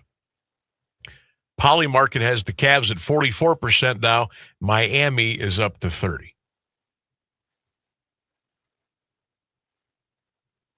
I'm going to go out here and say, I don't know if I believe that. I don't know if I believe what Brian Windhorst said. That there's another team out there that has a done deal with LeBron. I'm not saying he's lying or making it up. Maybe somewhere in the middle. I just don't believe it. I think it's to throw people off the scent that he's coming to Cleveland. That's just my opinion.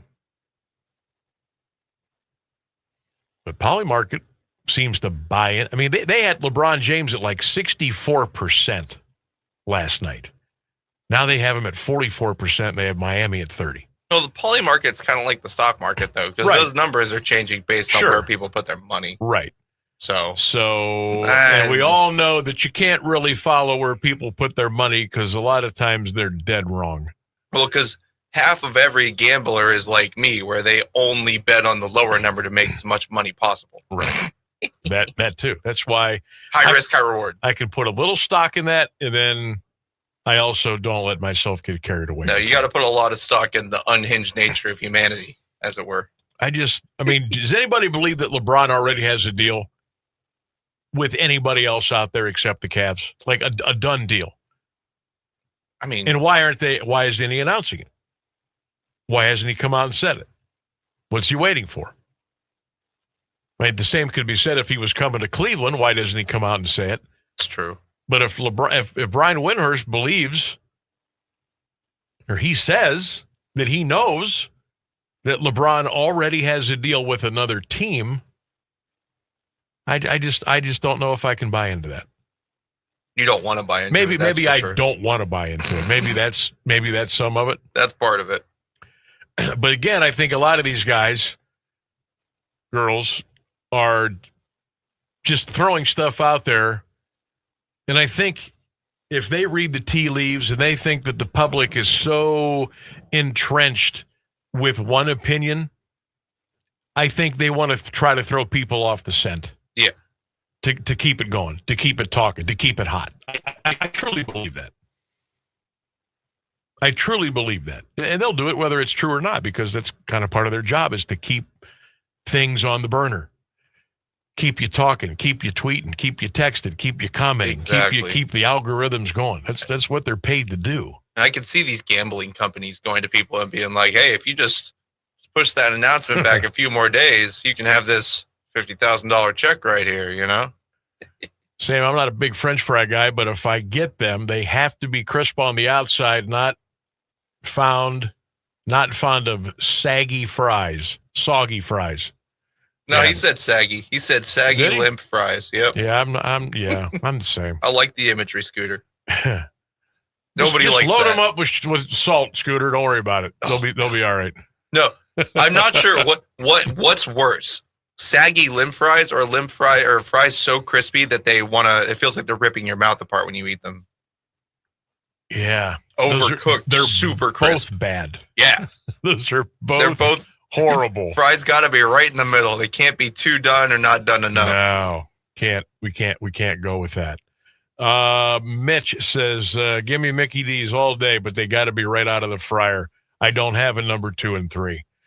How long is the Golden Arches? How long have they been the number one, the king, the champion of what, French of the fries best or fast French food? fry? Mm. Yeah, I mean, how long have they we were born into that. That's just what we were told. You know what I mean? Yeah. How long has that been going on?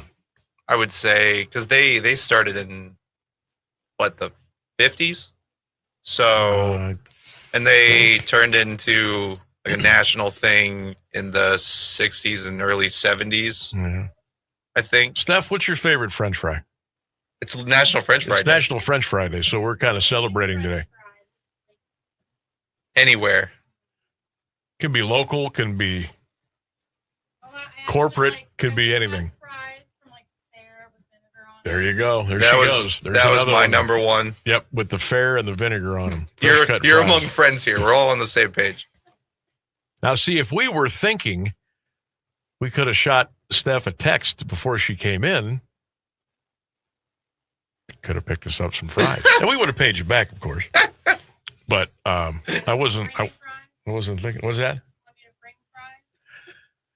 Well, nah, you're already here working. That's all right. But maybe next week we'll celebrate again. That was all Sam's idea. That was all my idea. Sam, have you ever tried Shake Shack? I've heard so many good things about Shake Shack. No, because we don't have any around here. There's not one nearby.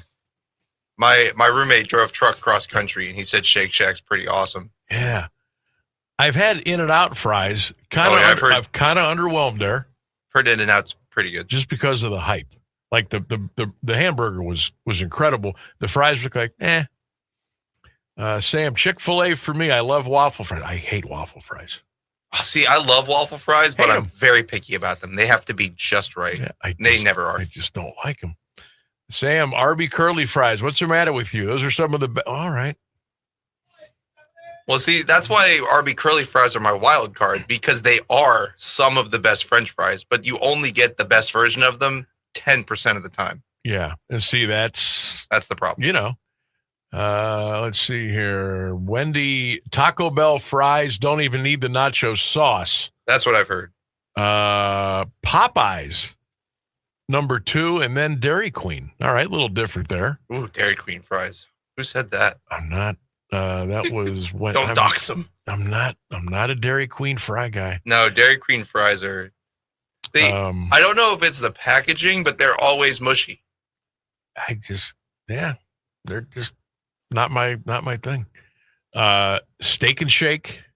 Oh, I forgot about Steak and Shake here. God, those are like shoestring fries. Maria Culver's. Then Steak and Shake, then Five Guys. Steak and Shake. Yeah, I wish we had a Shake Shack around here, man, but we don't.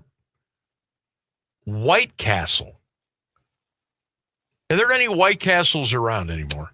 I think there's Is one. there I want to still say one in Akron or no? Yeah, maybe. I think there's one in like Columbus. I want to say. Okay. Down that way. Not many of those left. I don't know. They're not bad. I think Cane's fries are great if you get them good and fresh. They usually are. Yeah. Yeah. They're a good example of a crinkle cut. Sam, I love McDonald's, Five Guys, Steak and Shake.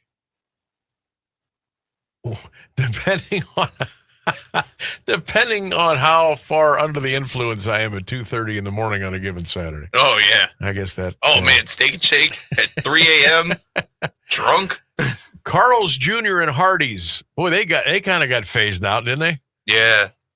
The only one that I know of around this area, it's not really around this area. No, I think it's up on Portage there at that. Oh yeah. I don't want to call it a truck stop, but Love's. It's kind of like the the all-in-one super center off the. It's not like a Buc-ee's, but kind of like that deal. Okay. But they have a Carl's Jr. Hardee's attached to their place. National French Fry Day. Give us your top 3, 330-821-1310, or you can get them to us in the Q92 Radio YouTube channel on the chat as well. 54 past the hour. We'll take a break and come back. Stay with us. Sam Bourquin Show on 1310 WDPN. Do you have trouble getting in and out of the bathtub? Are you afraid you'll slip and fall entering or exiting a tub? Safe Step walk-in tubs can transform your bathtub from an area of concern to a calming refuge. Call them today at 1-800-498-2098 and save $1,600. Safe Step walk-in tubs and showers are proudly made in Tennessee and offer an ultra-low step-in, avoiding that difficult climb over a traditional bathtub wall. They also offer a variety of therapeutic benefits that may help soothe your aching muscles and joints, increasing your mobility, boosting your energy, and improving your sleep. Safe Step walk-in tubs are designed to easily fit your existing tub space and are often installed in as little as one day. Just dial 1-800-498-2098 today to save $1,600 and receive a free shower package. That's 1-800-498-2098 for a free no-obligation consultation and to save $1,600. Safe Step walk-in tubs. Safety never felt so good. I'm Scarlett Johansson. My family relied on public assistance to help provide meals for us. These meals fueled my involvement in theater and the arts as a child, which fostered my love for acting. The Feeding America network of food banks helps millions of people put food on the table. You can join the movement to end hunger by donating, volunteering, and advocating. Because when people are fed, futures are nourished. Join the movement to end hunger at feedingamerica.org/actnow. Brought to you by Feeding America and the Ad Council. Teachers are dynamic leaders, shaping a new generation. They bring a variety of perspectives from diverse backgrounds, innovating how they teach to prepare students for our fast-changing world. Achieving this takes skill and expertise. They're tireless explorers, creatively discovering a universe of solutions, telling stories, experimenting, inspiring, mentoring, connecting cultures, and connecting with each other, leading by example. Experience the unique joy of helping students thrive. Teaching is a journey that shapes lives. Are you ready to begin? Explore teaching at teach.org, a campaign supported by the U.S. Department of Education, teach.org, and 1 million teachers of color.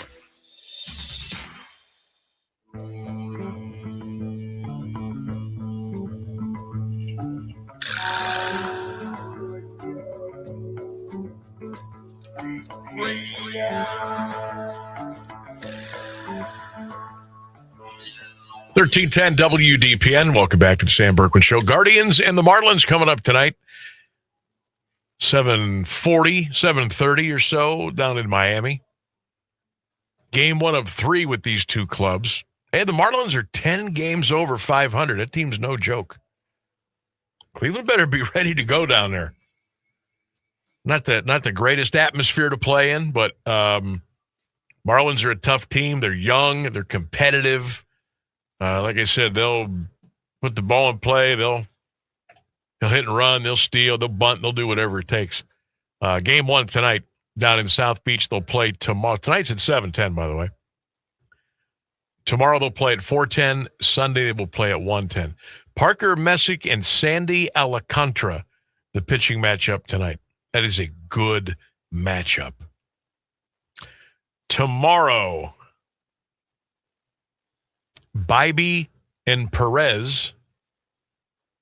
And Sunday, I don't see the pitchers for Sunday yet, but we'll check that a little bit later on coming up. Now, of course, we're scoreboard watching, right? White Sox will be at home against the A's. That's a 7:40 or so first pitch. Lopez and Burke. What are the Twins doing tonight? Twins are home against the Angels at 8:10. And where are the Tigers? Detroit, I think they're at home. They are against Bryce Harper and the Phillies. Ooh, that'll be a fun series. The Phillies in Detroit, Friday, Saturday, and Sunday.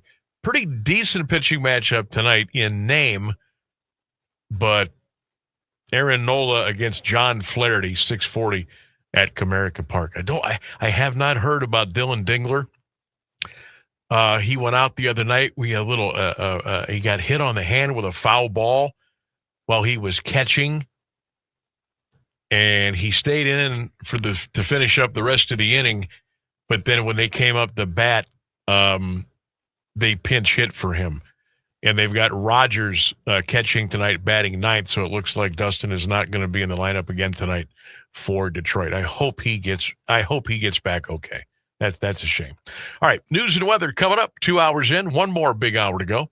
It's National French Fry Day. We continue to celebrate. It's a fill-in-the-blank Friday. We'll get you ready for the big sports weekend. We'll keep our eyes on LeBron James and much, much more coming up on 1310 WDPN.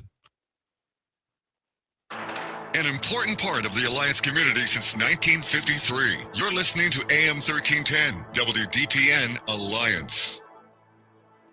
ABC News, I'm Chuck Sievertson. With the verdict on Main Street about the economy mixed, depending on who you ask, on Wall Street, by comparison, the major indexes closed higher. The S&P 500 index's fourth winning week in the last 5. Where storms have caused flooding, emergency responders are looking for 10 to 17 people in the water after a building collapsed at a campground in Missouri, according to local officials. ABC News Chief Meteorologist Ginger Z. In Iron and Reynolds County, Missouri, they've got people needing rescue at campgrounds. They've had 6 to 10 inches of rainfall in just a couple of hours. Machinery with hoses can be seen at the reflecting pool in front of the Lincoln Memorial in Washington. No confirmation if it's to drain the pool. The several days long preliminary hearing for the man accused of killing Charlie Kirk, the conservative activist, is over until September 1st. Prosecutors aim to show that they have enough evidence against Tyler Robinson to go to trial. This is ABC News. Straight Talk Wireless presents Pickup Truck Wisdom. Trust is earned. That's why I've stuck with Straight Talk. Same price as 2009 on Verizon's 5G network. Cause shoot, anyone can make a promise. Keeping it for years, that means something. Now plans starting at $25 a month with 4 lines. Find us at straighttalk.com and Walmart. Straight Talk Wireless. Straightforward. Always. Same price claim applies only to the base monthly price of our $45 plan from October 2009 to present. One of life's greatest mysteries has finally been solved. Who let the dogs out? Spruce! It's Spruce, the weed and grass killer that's safe for use around people, pets, and bees. When used as directed, spray the leaves for visible results in just 1 hour and dead weeds in just 1 day. You spray, they play. Spruce, pet friendly, weed deadly. Find wherever weed killers are sold.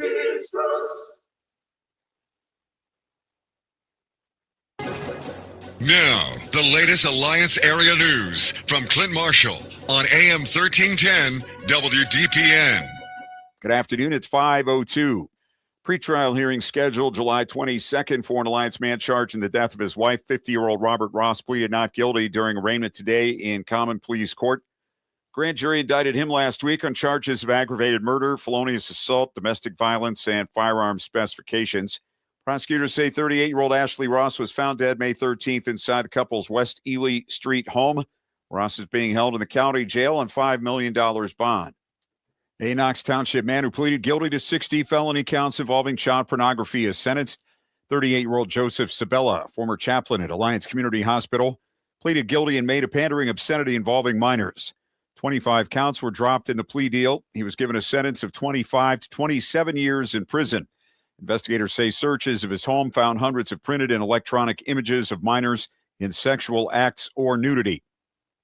Plea agreement: a Senate Canton man to prison for a fatal shooting through the window of an apartment building. Common Pleas Judge Krista Hartnett sentenced 33-year-old Ashad Carlisle after he pleaded guilty Thursday to counts including involuntary manslaughter and improperly discharging a firearm into a habitation. 51-year-old Richard Statz, who prosecutors say did not know Carlisle, was shot and killed at a West Tuscarawas Street apartment April 19th. Carlisle had originally faced an aggravated murder charge.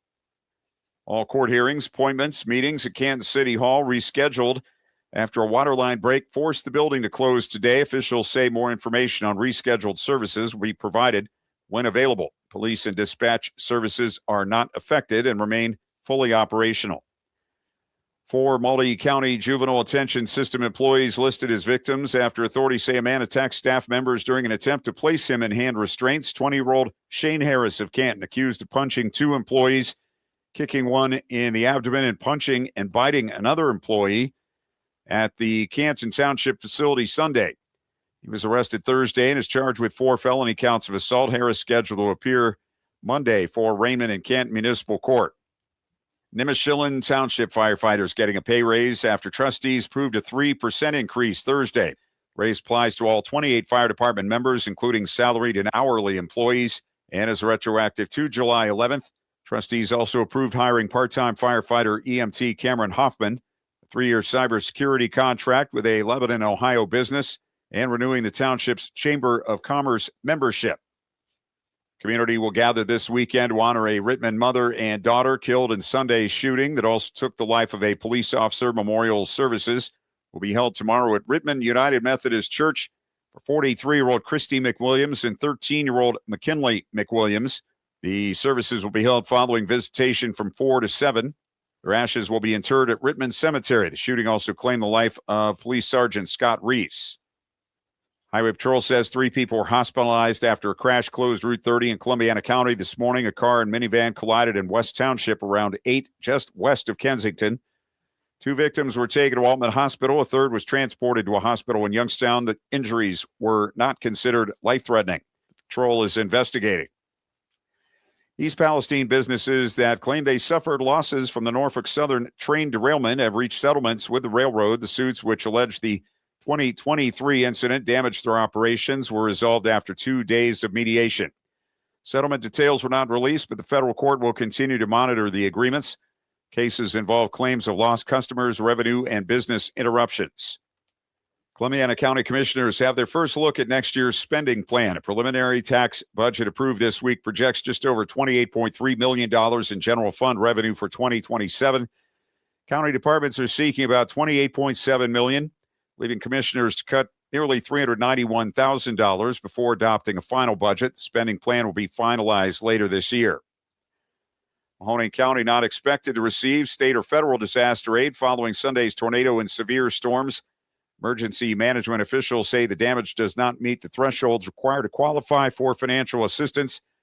Officials are urging residents to document storm damage, file insurance claims, and watch for recovery scams. Cleanup expected to take weeks, even as power has been restored to most customers. 8 men indicted on murder and terrorism conspiracy charges Thursday for their alleged roles in a thwarted drone and sniper attack on the UFC event at the White House in June. The indictment returned in Ohio charges all 8 in 2 separate conspiracies. One to provide material support to terrorists, a second to commit murder on federal government territory and murder a federal government official. According to the new indictment, the plot began in May when the group began amassing money, firearms, ammunition, body armor, explosives, drones, medical equipment, and other items. 19-year-old Tyson Proper of Danville, Ohio, and 4 others were arrested in Missouri, Nebraska, and California the weekend of the event. 2 more arrested by the FBI about a week later in Washington and Missouri. The 8th man was charged this week. 77 degrees at 5:07. This is the local edition of WDPN News. I'm Clint Marshall.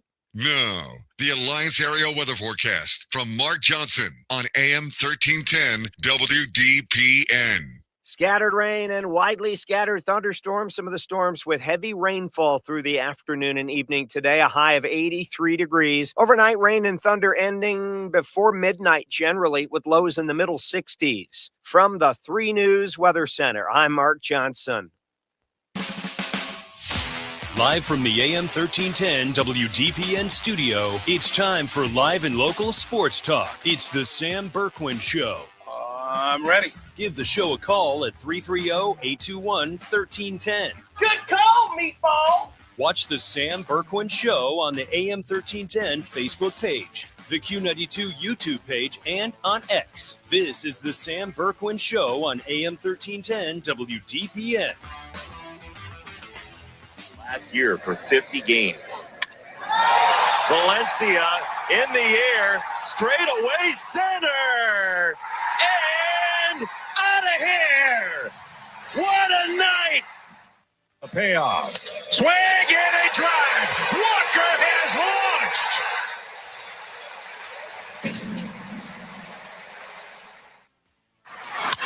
And Langford hammers that ball deep left field. It is off the base of the wall. Osuna will score, and the Rangers have won it in the bottom of the 9th. Livingston. Sabanza, 3 on the timer. Takes it. What a move and finish. Peterson penetrates, goes to the left hand and scores. Ooh, that's nicely done.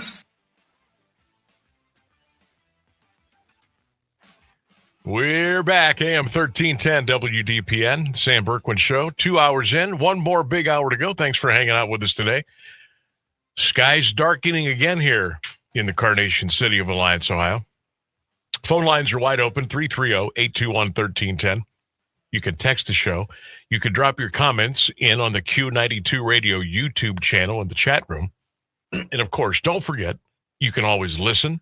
You can always watch the show Monday through Friday, 3 until 6 p.m. on the WDPN Facebook page, our X page, the Q92 Radio YouTube channel, the Sam Bourquin Show page on Facebook. You can get us just about anywhere. We really do. We really love when you interact with the show. And while you're at it, if you're on the Q92 Radio YouTube channel, make sure you hit that subscribe button. That would be awesome. All right. Where do we start at the top of the hour with? I know some of you, because you've told me, or you've texted, or you've commented, you are tired of the LeBron talk. You just want it to be over with, one way or the other. And I understand you. I've completely understand. There are times I get nauseated still talking about it. But the fact of the matter is, it's going to be a hot topic, a heavy topic of conversation all over the country, not just here in Ohio and in the Midwest, all over, because of the ramifications that come with the choice that he makes to play his final year, to play his final 2 years. And I get it. It's like, it's exhausting. We had Nate Ulrich on today from the Akron Beacon Journal. Did a great job kind of breaking it down, what he thought might happen, why he thinks LeBron will come back if he does, the happiness level, all those good things. If you missed that interview, it'll be up in podcast on our social media platforms tonight, a little bit after the show's over. We'll get it up there for you. But I understand it. I get it. I get it. You're on LeBron overload. You can't do it anymore. And I understand. But when he does decide, and I want to say it's going to be sooner than later, but then Nate told us about the Fanatics Festival coming up July 16th and 17th, and LeBron is supposed to record a podcast there. Maybe that's when he announces it, so we could be waiting, another week or so.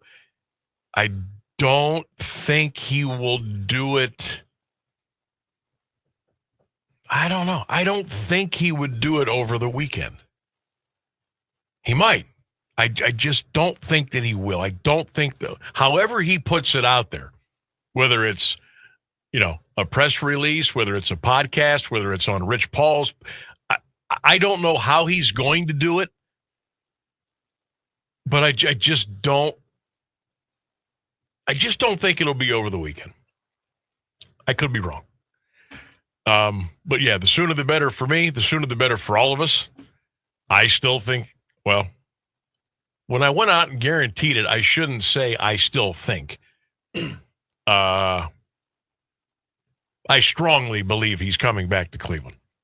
And maybe that's why I'm getting a little anxious, is because I just want him to say it. I just want him to come out and say, hey, we're going to finish this trip up. We've gone around the sun here a couple times.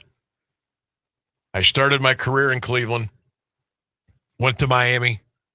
I came back home, got the chip, went to L.A., and now I want to write the final couple of chapters in the book.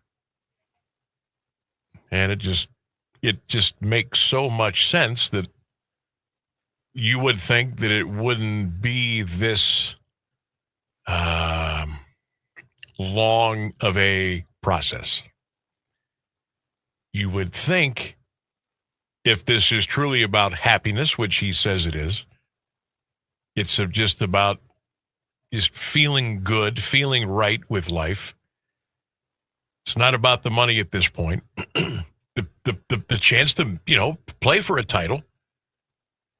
I mean, it just really makes more than enough sense to come back to Cleveland. Do you think maybe the LeBron part of the deal is already done, but now they're trying to figure out all the particulars where LeBron wants this or they want that, or somebody wants this, somebody wants that? Because there's probably going to be moves made in conjunction with his announcement. And the Cavaliers are probably going to have to shed a little more salary. They may have to make a trade. They may have to partner up with one team. They might have to partner up with two. There's a lot going on. But if you notice, the Cavs haven't done anything. They re-signed Donovan, all right, 4 years, $273 million. They re-signed Thomas Bryant for 1 year, just about the league minimum. That's it. That's all they've done. And remember what we always say, when there's nothing going on, when the Cavs aren't talking, when it's really, really, really, really quiet, that's when stuff's going on. So we know they're on the phone. We know they've had meetings. We know they've had trade talks. We know that. We just don't know with who and about whom. But it's happening. And this is all part of it. And again, this will be one of those deals where when one thing happens, the proverbial dominoes will start to fall. And then we can all put A, B, C, and D together, and then we'll know. But a lot of teams have been, fairly active in NBA free agency. Whether it's signing guys, making trades, a lot of banter going back and forth, doing some stuff. Raptors and the Clippers are trying to do a trade for Kawhi. But the Clippers could be in big trouble. There's some kind of investigation going on there with the way Kawhi's contract with L.A. was put together, so to speak.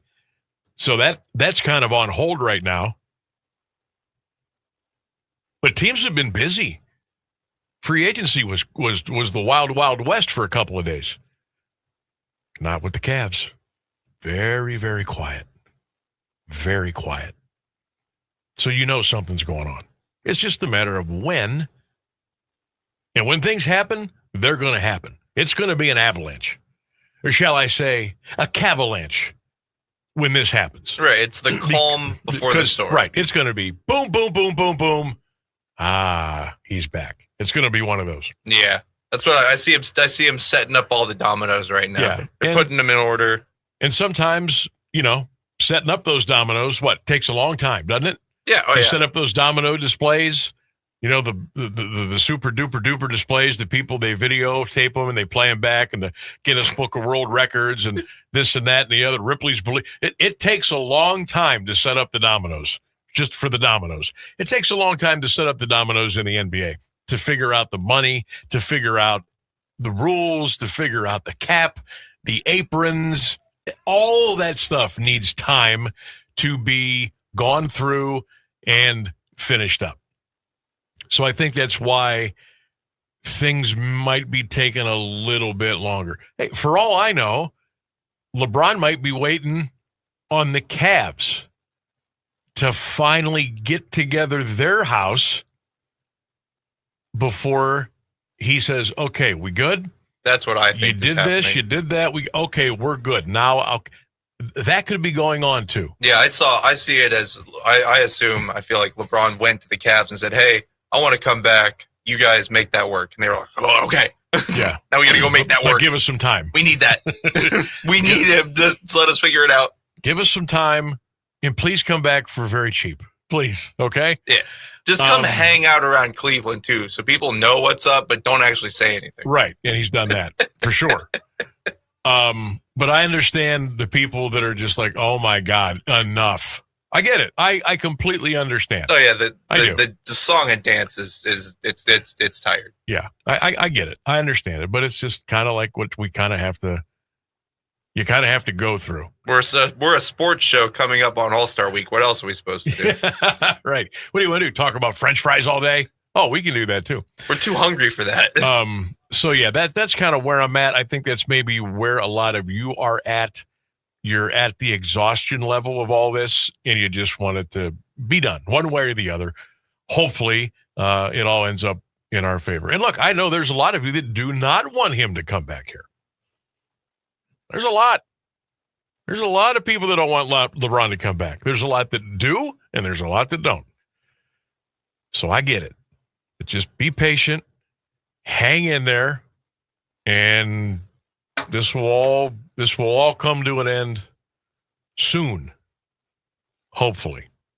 Okay? 330-821-1310, 330-821-1310. Our fill-in-the-blank Friday question today, if you could announce, if you could call, if you could do play-by-play of any sporting event, one game, pro, high school, college, WrestleMania, Wimbledon, putt-putt, I don't care what it is.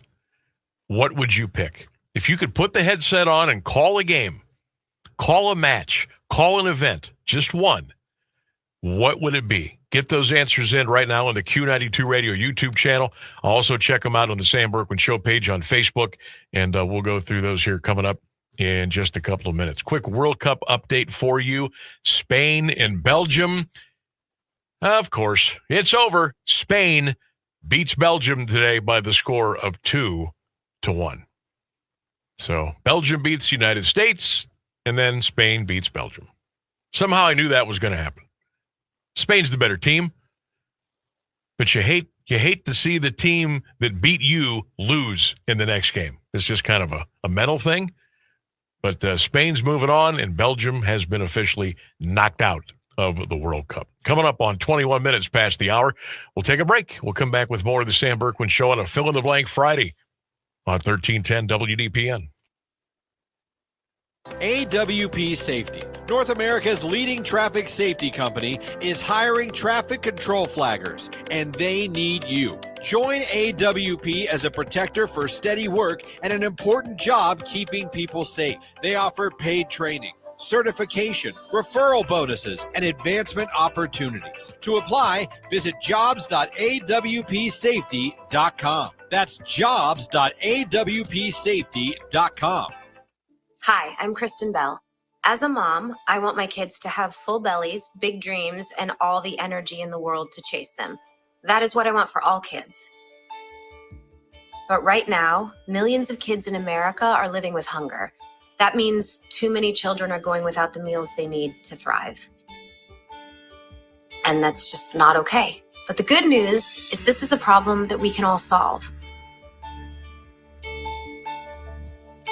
No Kid Hungry works every day in schools, in communities, and during the summertime to make sure kids have healthy meals all year round.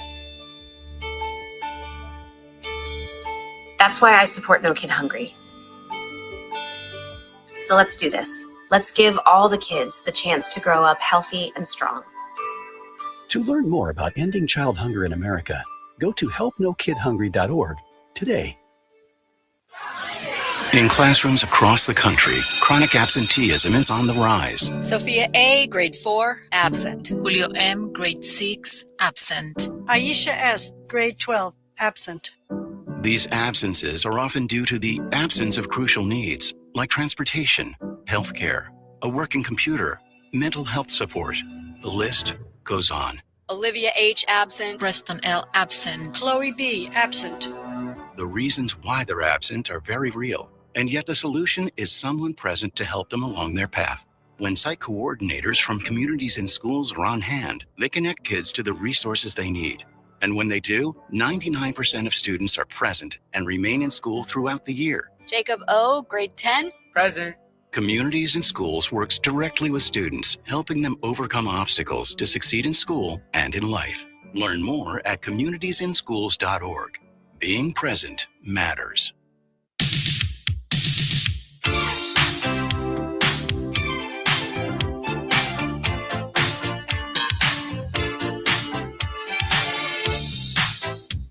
She's simply awesome. Welcome back to the Sam Bourquin Show. I was telling Rangeburg about an hour ago. Got our tickets all ready tonight to go see Evil Dead Burn at the theater. 9:05 showing. We'll be ready to go. Looking forward to it. That's going to be a packed house. Yeah, because today's opening day. Uh-huh. And it's a Friday night. It's 9 p.m. on a Friday. Oh, man, it's going to be, yeah. Good thing you bought those tickets in advance because there won't be any at the door. Yeah, so I think that's why. Tinseltown is going to be a zoo. Yeah, it is. Tonight. But that's all right. That'll make it fun. So I get I'm all set. Going to leave here tonight, go to the Y, get ready. Dylan's got to work at Putt Street Social tonight until 8, that he's going to go home and get ready, and then we're going to head over about 8:35 or so, and be ready to go. So if it's a 9:05 showtime, that means the movie will come on at 9:30. Yeah, pretty much. Right, after all the previews? Yep. But you know what? I don't mind the previews. I don't, because then it gives you an idea what's coming, and you can say, okay, we're going to see that. We're not going to see that. Okay, we might go see that. I'm all right. I'm all right with the previews. It's when they intermix commercials that drives me insane. It's like, come on, you're making us wait 25 minutes as it is. You really they have commercials in there now? Oh yeah. Oh yeah. You're not just talking about like the Cinemark thing. T-Mobile and it's really? It's the whole rigmarole. I didn't think it'd been that long since I've been to a movie. Yeah. So we're looking forward to it. You're paying to. Yeah, I know. I know. So just gonna brush that off. I'm trying to figure out. I wonder what our concession bill is going to be tonight. Oh, I bet neither one of us will have eaten since. Well, I just shoved a half a bag of hot fries down my gullet during the break. But other than that, neither one of us will have eaten since about noon. That's not good. When you're starving. And then you go to a concession stand? Give me the extra large popcorn. I want the extra large drink. I'm going to get all 3 of these candy bars. Wow. Can you send a cheeseburger to me at the seat? Can you say 75.54, please?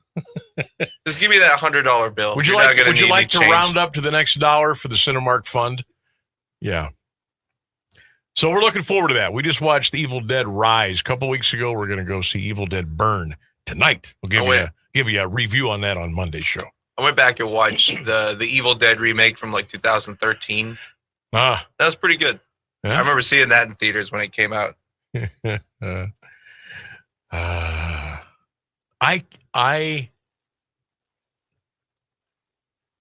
wonder how crowded the theater's going to be. Oh, probably because there's still a couple of big movies that are still out. You know what I mean? Plus, I know there's probably some other new ones that are coming out tonight, in addition to Evil Dead. Is there? So, yeah, I mean, I imagine it'll still be. Obsession is still at the theater. I bet. It's still doing well. Michael is still at the theater. Minions and Monsters is out. There's a couple others. So yeah, it's going to be packed. It's going to be packed. You're going to be in that concession line for half an hour. Oh, I know. That's the thing. We already got our tickets, so you could, if we weren't going to do the concession route, heck, we could stroll in at 9:15. Yeah. But then, unless we sneak a bunch of stuff in tonight, I don't know. It's really cold outside. Wear your big winter coat with the huge pockets. Boy, look at that guy's got a hoodie, cargo shorts, and a hat. It's 90. Wonder what they're up to. On this day in sports history, 1943, Arthur Ashe, the first African-American inducted into the International Tennis Hall of Fame, was born. He won 33 career titles. Dwight Gooden of the New York Mets became the youngest player to appear in an All-Star game as a pitcher. How about this? Doc was 19 years, 7 months, and 24 years old. Got into an MLB All-Star game. 1999, the U.S. women's soccer team defeated China to win the 1999 World Cup tournament. Now, on this day, in 1999, the Indians were still doing it up, still had that long sellout streak at Jacobs Field. Well, on this particular day, it was a Battle of Ohio as the Tribe was taking on the Cincinnati Reds. Indians were behind. Bottom of the ninth. Here comes Omar Vizquel. The 1-0 pitch. Swung on, hit down the right field line. Well hit, long run for Tucker. Leaps. This ball is. What is it? Did he catch it or is it gone? It is a home run. How about that? Into the Reds bullpen. Tucker flat on his back. And a home run celebration. Tucker leaped at the wall. There was no indication by Dale Ford. It's a game-winning 2-run homer. Can you believe it? Omar Vizquel has done it again. And he is now being buried in foul territory off to the left. 1999, Omar Vizquel. Boy, you could tell Tom Hamilton was fighting a little case of laryngitis or a cold that day. But Hammy comes through, Omar comes through, and the Indians beat the Reds. The good old days at Jacobs Field. News and weather coming up next, 1310 WDPN. Now, the latest area news on AM 1310 WDPN. Good afternoon. It's 5:30. Minnesota Daycare Center owner featured in YouTuber Nick Shirley's viral videos admitted to filing more than $4.6 million in false claims. Fahima Mohammed, CEO of Future Leaders Early Learning Center in Minneapolis, pleaded guilty to a count of wire fraud and 1 count of conspiracy. According to prosecutors, she filed claims between October 2022 and last November for more than $4.6 million from the Child Care Assistance Program, which provides daycare assistance for low-income families. Future Leaders also received over $850,000 between January and July of 2021 through Feeding Our Future, a Minnesota food program that bilked taxpayers out of $250 million and led to charges against 79 individuals, many of Somali descent. Mohammed closed down Future Leaders in February and tried to flee the U.S. to London 2 days later.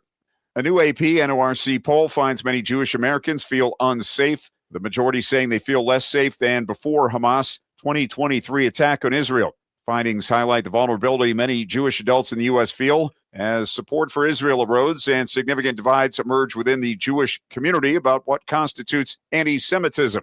About 3 in 10 say they or members of their household have experienced physical assault, verbal assault, online harassment, or damaged property because of their Jewish background in the past year. Jamie Carney, a New Yorker living in Ireland, was murdered in her home late Monday or early Tuesday. The alleged suspect is her Arab migrant boyfriend. Carney's 13-year-old daughter found her mother hidden in her bed Tuesday morning in Killarney.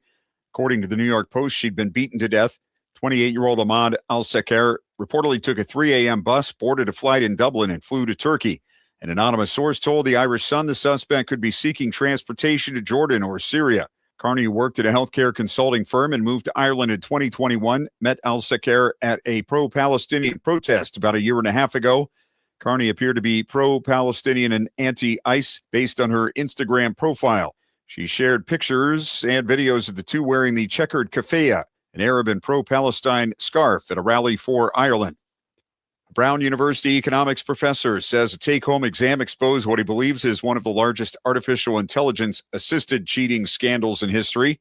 Economics professor Roberto Serrano said students in his welfare economics and social choice theory course earned unusually high scores on a take-home midterm during the spring semester. Serrano had converted the exam from an in-person test after the December shooting at Brown that killed 2 students. 40 of the 86 students received perfect or nearly perfect scores, resulting in an average grade of 96%. Serrano said previous versions of the course typically produced averages between 65 and 80%. He told the outlet he and his teaching assistants compared several student responses with ChatGPT outputs and found similar wording and reasoning.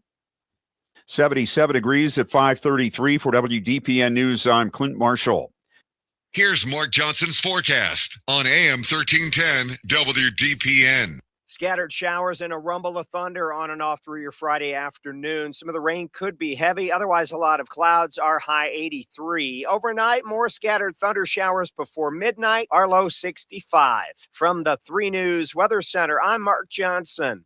1, 2, 3, come on. We got DJ Cool and Duck Get Fresh. Rock it to the beat, cause we are the best. We got Dougie Fresh and Biz Marquis. Rock it to the beat and the place to be. We got Biz Marquis. 1310 WDPN. Look at Rainsburg go over there. Welcome back to the Sam Bourquin Show. 35 minutes past the hour.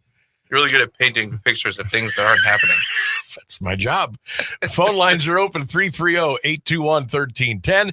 You can get it on the Q92 Radio YouTube channel in the text. That's always open for you. It mentioned going to go to the theater tonight and go see Evil Dead Burn.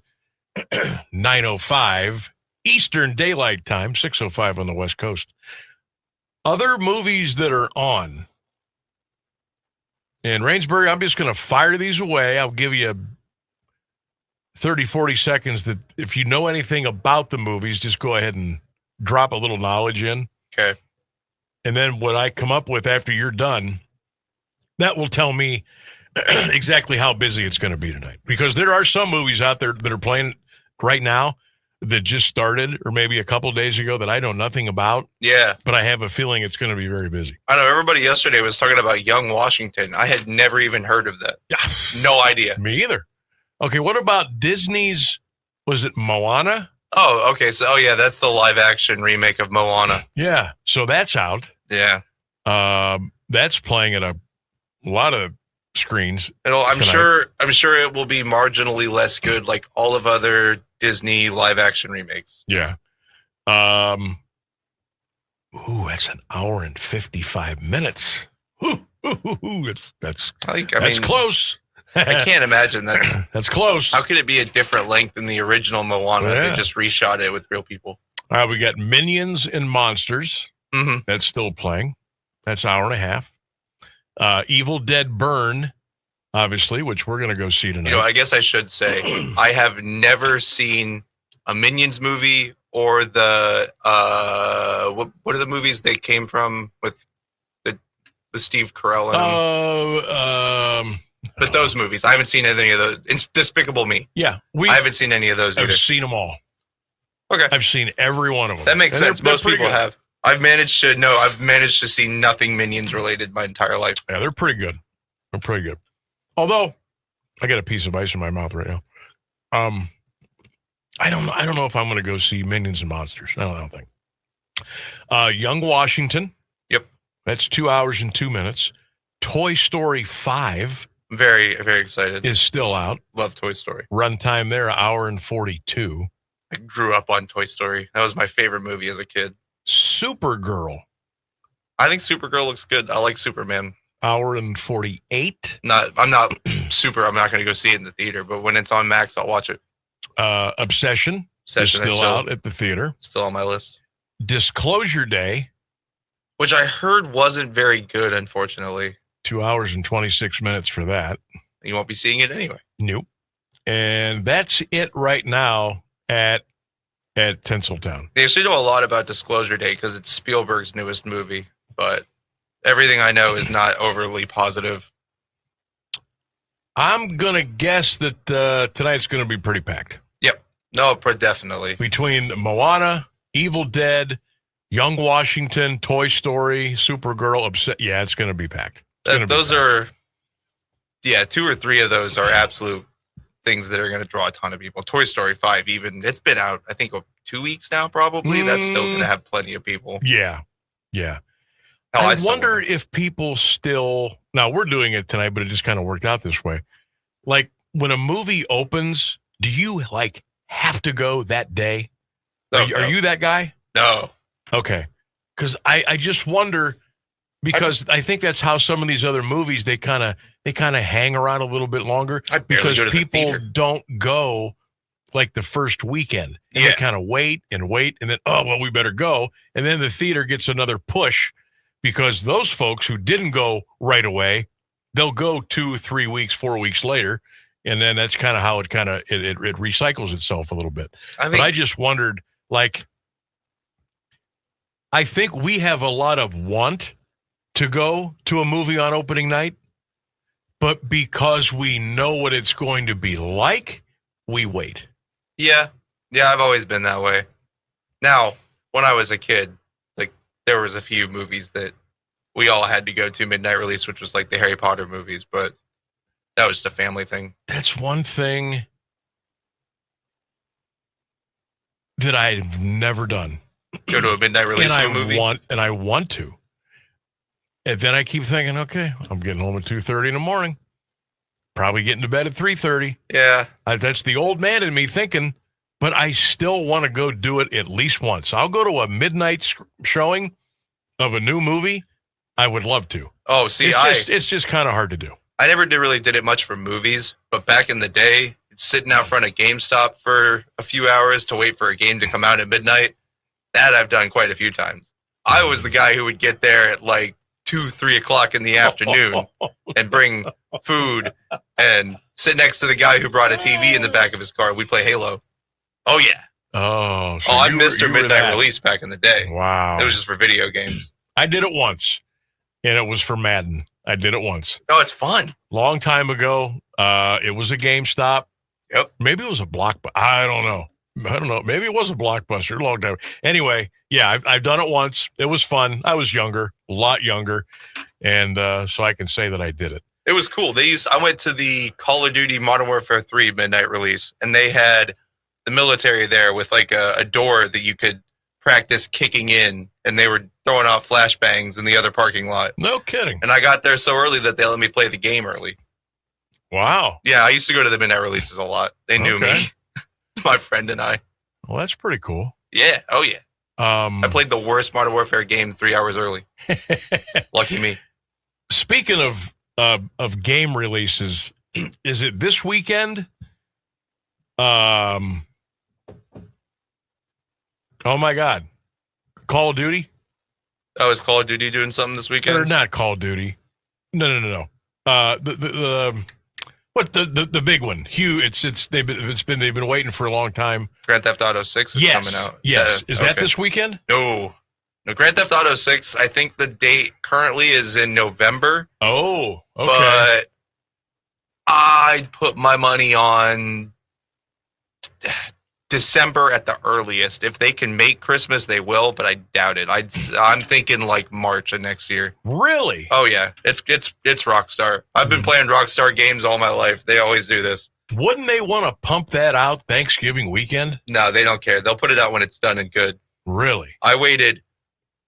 Let's see, 4 and 5. I waited 8 years between Grand Theft Auto 4 and Grand Theft Auto 5, and I waited, oh my God, like 12 to 13 years between Red Dead Redemption 1 and Red Dead Redemption 2. It's only been, Grand Theft Auto 5 came out in 2015. So we're at about 11 years for GTA 6. That's pretty good. Huh. Interesting. That's the Rockstar world. Because if it was me, man, I would want that out The day after Thanksgiving. I don't think you understand Grand Theft Auto. I don't. I know nothing about it. That could come out in the middle of July, and it would sell like it was Christmas Day. It will. It will sell. Help me understand. What is the draw? What is the infatuate? Why the cult following? So what is the deal? Grand Theft Auto is a game where you can pretty much do whatever you want. It's kind of the original Second Life kind of game. So it's a lot of their games end up being kind of like the story of Goodfellas, where you're a low level gangster, you work your way up. I think Grand Theft Auto Vice City is very much like Scarface. So the whole point of the game is just driving around. You can do whatever you want, free roam. You drive all the different cars. You can customize cars. It's over the years, gradually, you could just pretty much do whatever you want in their sandbox. And the storytelling's always incredible. Huh. Great story. And then they add the online later. You can play with your friends, do heists and stuff. Do heists? Oh, yeah. No, the whole Grand Theft Auto 5 is the 3 main characters in a heist crew, and you do major heists throughout the city.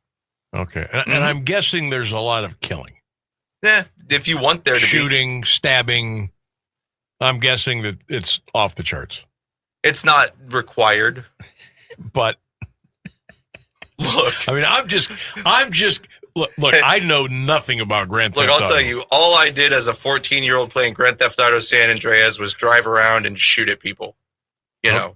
That's what 14-year-olds do when they play video games. So there it is. Now, as an older adult, Rockstar also has incredible storytelling capabilities. Red Dead Redemption 2 is one of the most intricate story games I've ever played.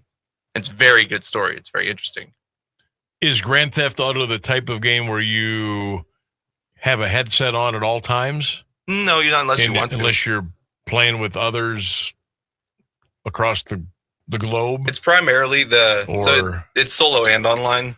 It has Grand Theft Auto games are some of the best campaign games you can play because it's great storytelling. And the games usually go over the span of 100 hours or so you get a lot of time with the characters. Oh my God. What's the price point on those?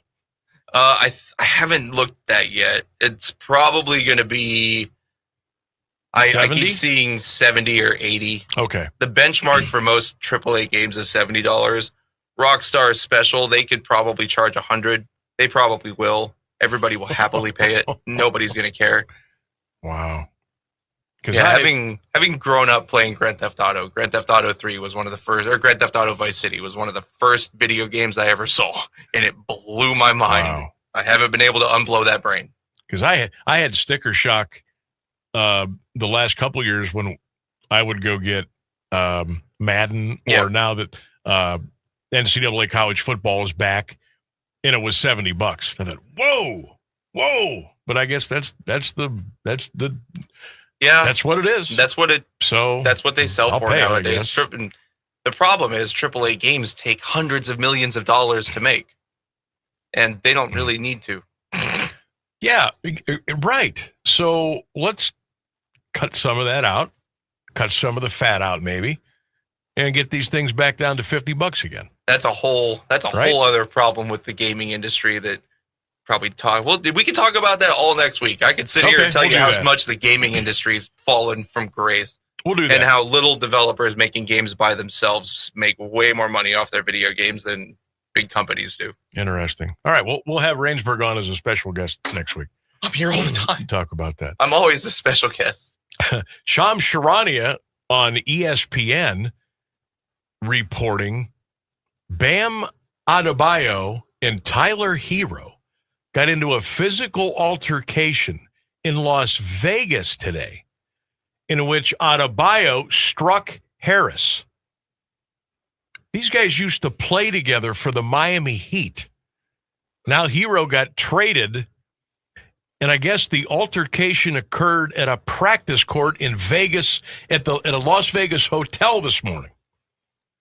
Starting when Adebayo approached Hero about comments that the guard made critiquing the center on social media after their 7-year run in Miami came to an end. So these guys are throwing fists in the hotel lobby in a Vegas hotel. What happens in Vegas stays in Vegas. A practice court. What is going? Of course, that's where the NBA Summer League is. So a lot of the players are out there watching, hanging out, doing what they do during the off season. So wow, a couple of former teammates throwing hands out in Vegas. How about that? Maybe they had beef the whole time they played together. Nobody knew. Yeah, you never know. You never know. One player could have left or made some snide comment while the other player was on their way out or something. Interesting. Who knows? Who could ever know why two dudes fight? Oh, we'll fight over especially stupid stuff on an NBA level. Yeah, it could be virtually anything. It could be pettiness over a girlfriend. It could be salary. Yep. It could be bonus money. It could be something somebody said about the other one in the paper. Yeah, it could be anything. Why'd you make that X post? Right. So that's all you said about me on Twitter. Apparently that was something about that. There was some social media posting that were made, and Bam didn't like it, so he went up to Hero and he popped him. And then I guess that's his God-given right, you know. Popped him back, and then people got in, and that's the latest that I've got from Shams on ESPN. So we'll keep you in tune with that. We told you about the World Cup today. France beat Belgium 2-1, so France will move on to the next round. Guardians will battle the Marlins tonight. 7:10 in Miami. I've said it once. I've said it twice. I'll say it 3 times. Good pitching matchup tonight. Parker Messick against Sandy Alcantara. Guardians Marlins tonight, game 1 of a 3-game series. In the division, the Tigers are home against the Phillies in Detroit. Flaherty and Nola, the pitching matchup there. And then you've got the A's at the White Sox tonight at 7:40. And as I move a couple things out of the way here, and I can not show you, but there we go, the standings for the American and National League. Starting tonight, before we get going, the White Sox are 47-45. The Guardians are 48-46. The Twins are 46-48. So Chicago and Cleveland are tied for first, and here come the Twins. They're 2 games behind. And let me drop this little nugget on you. The Detroit Tigers have gone 8-2 in their last 10 games. They are only 4.5 games out of the division. I told you. When the Tigers were 10 out, I said, don't dismiss Detroit. And here they come. 4.5 out in the division. The opponent tonight, the Miami Marlins, they're 52-42. They're very good at home. Very good at home. This is a dangerous team at home. They're 31-17. The Marlins are 8-2 in their last 10. So the Guardians are going up against a hot team this weekend down in Florida. They better be ready to go. 7:10 tonight, 4:10 tomorrow, 1:10 on Sunday. Let's see here. One more thing I wanted to mention before we go to break. Talked about Summer League. Talked about the Kawhi trade that may not happen. Let me see. Got so much stuff up here, it's buried. I'll have to look for it during the break, which we will take right now. Phones are open, 330-821-1310. Coming up on 53 minutes past the hour. It's the Sam Bourquin Show on a fill-in-the-blank Friday. Keep it rolling. Thanks for hanging out with us today on 1310 WDPN. Do you have trouble getting in and out of the bathtub? Are you afraid you'll slip and fall entering or exiting a tub? Safe Step walk-in tubs can transform your bathtub from an area of concern to a calming refuge. Call them today at 1-800-498-2098 and save $1,600. Safe Step walk-in tubs and showers are proudly made in Tennessee and offer an ultra-low step-in, avoiding that difficult climb over a traditional bathtub wall. They also offer a variety of therapeutic benefits that may help soothe your aching muscles and joints, increasing your mobility, boosting your energy, and improving your sleep. Safe Step walk-in tubs are designed to easily fit your existing tub space and are often installed in as little as one day. Just dial 1-800-498-2098 today to save $1,600 and receive a free shower package. That's 1-800-498-2098 for a free no-obligation consultation and to save $1,600. Safe Step walk-in tubs. Safety never felt so good. Most pests hide in the shadows, just out of sight. But even as they go unnoticed, they can still put our health at risk. Often drawn to food, moisture, and clutter, pests can spread dangerous bacteria, trigger allergies, and also transmit diseases. In our homes, our workplaces, and even outdoors, pests are a serious health and safety threat. Knowing what to look for can help protect your health. Learn more at pestworld.org. A public service message from the National Pest Management Association. And we're live here outside the Perez family home, just waiting for the... And there they go, almost on time this morning. Mom is coming out the front door strong with a double-arm kid carry. Looks like Dad has the bags. Daughter is bringing up the rear. Oh, but the diaper bag wasn't closed. Diapers and toys are everywhere. Ooh, but Mom has just nailed the perfect car seat buckle for the toddler. And now the eldest daughter, who looks to be about 9 or 10, has secured herself in the booster seat. Dad zips the bag closed, and they're off. But looks like Mom doesn't realize her coffee cup is still on the roof of the car. And there it goes. Oh, that's a shame. That mug was a fam favorite. Don't sweat the small stuff. Just nail the big stuff. Like making sure your kids are buckled correctly in the right seat for their age and size. Learn more at nhtsa.gov/the right seat. Visit nhtsa.gov/the right seat. Brought to you by NHTSA and the Ad Council. California.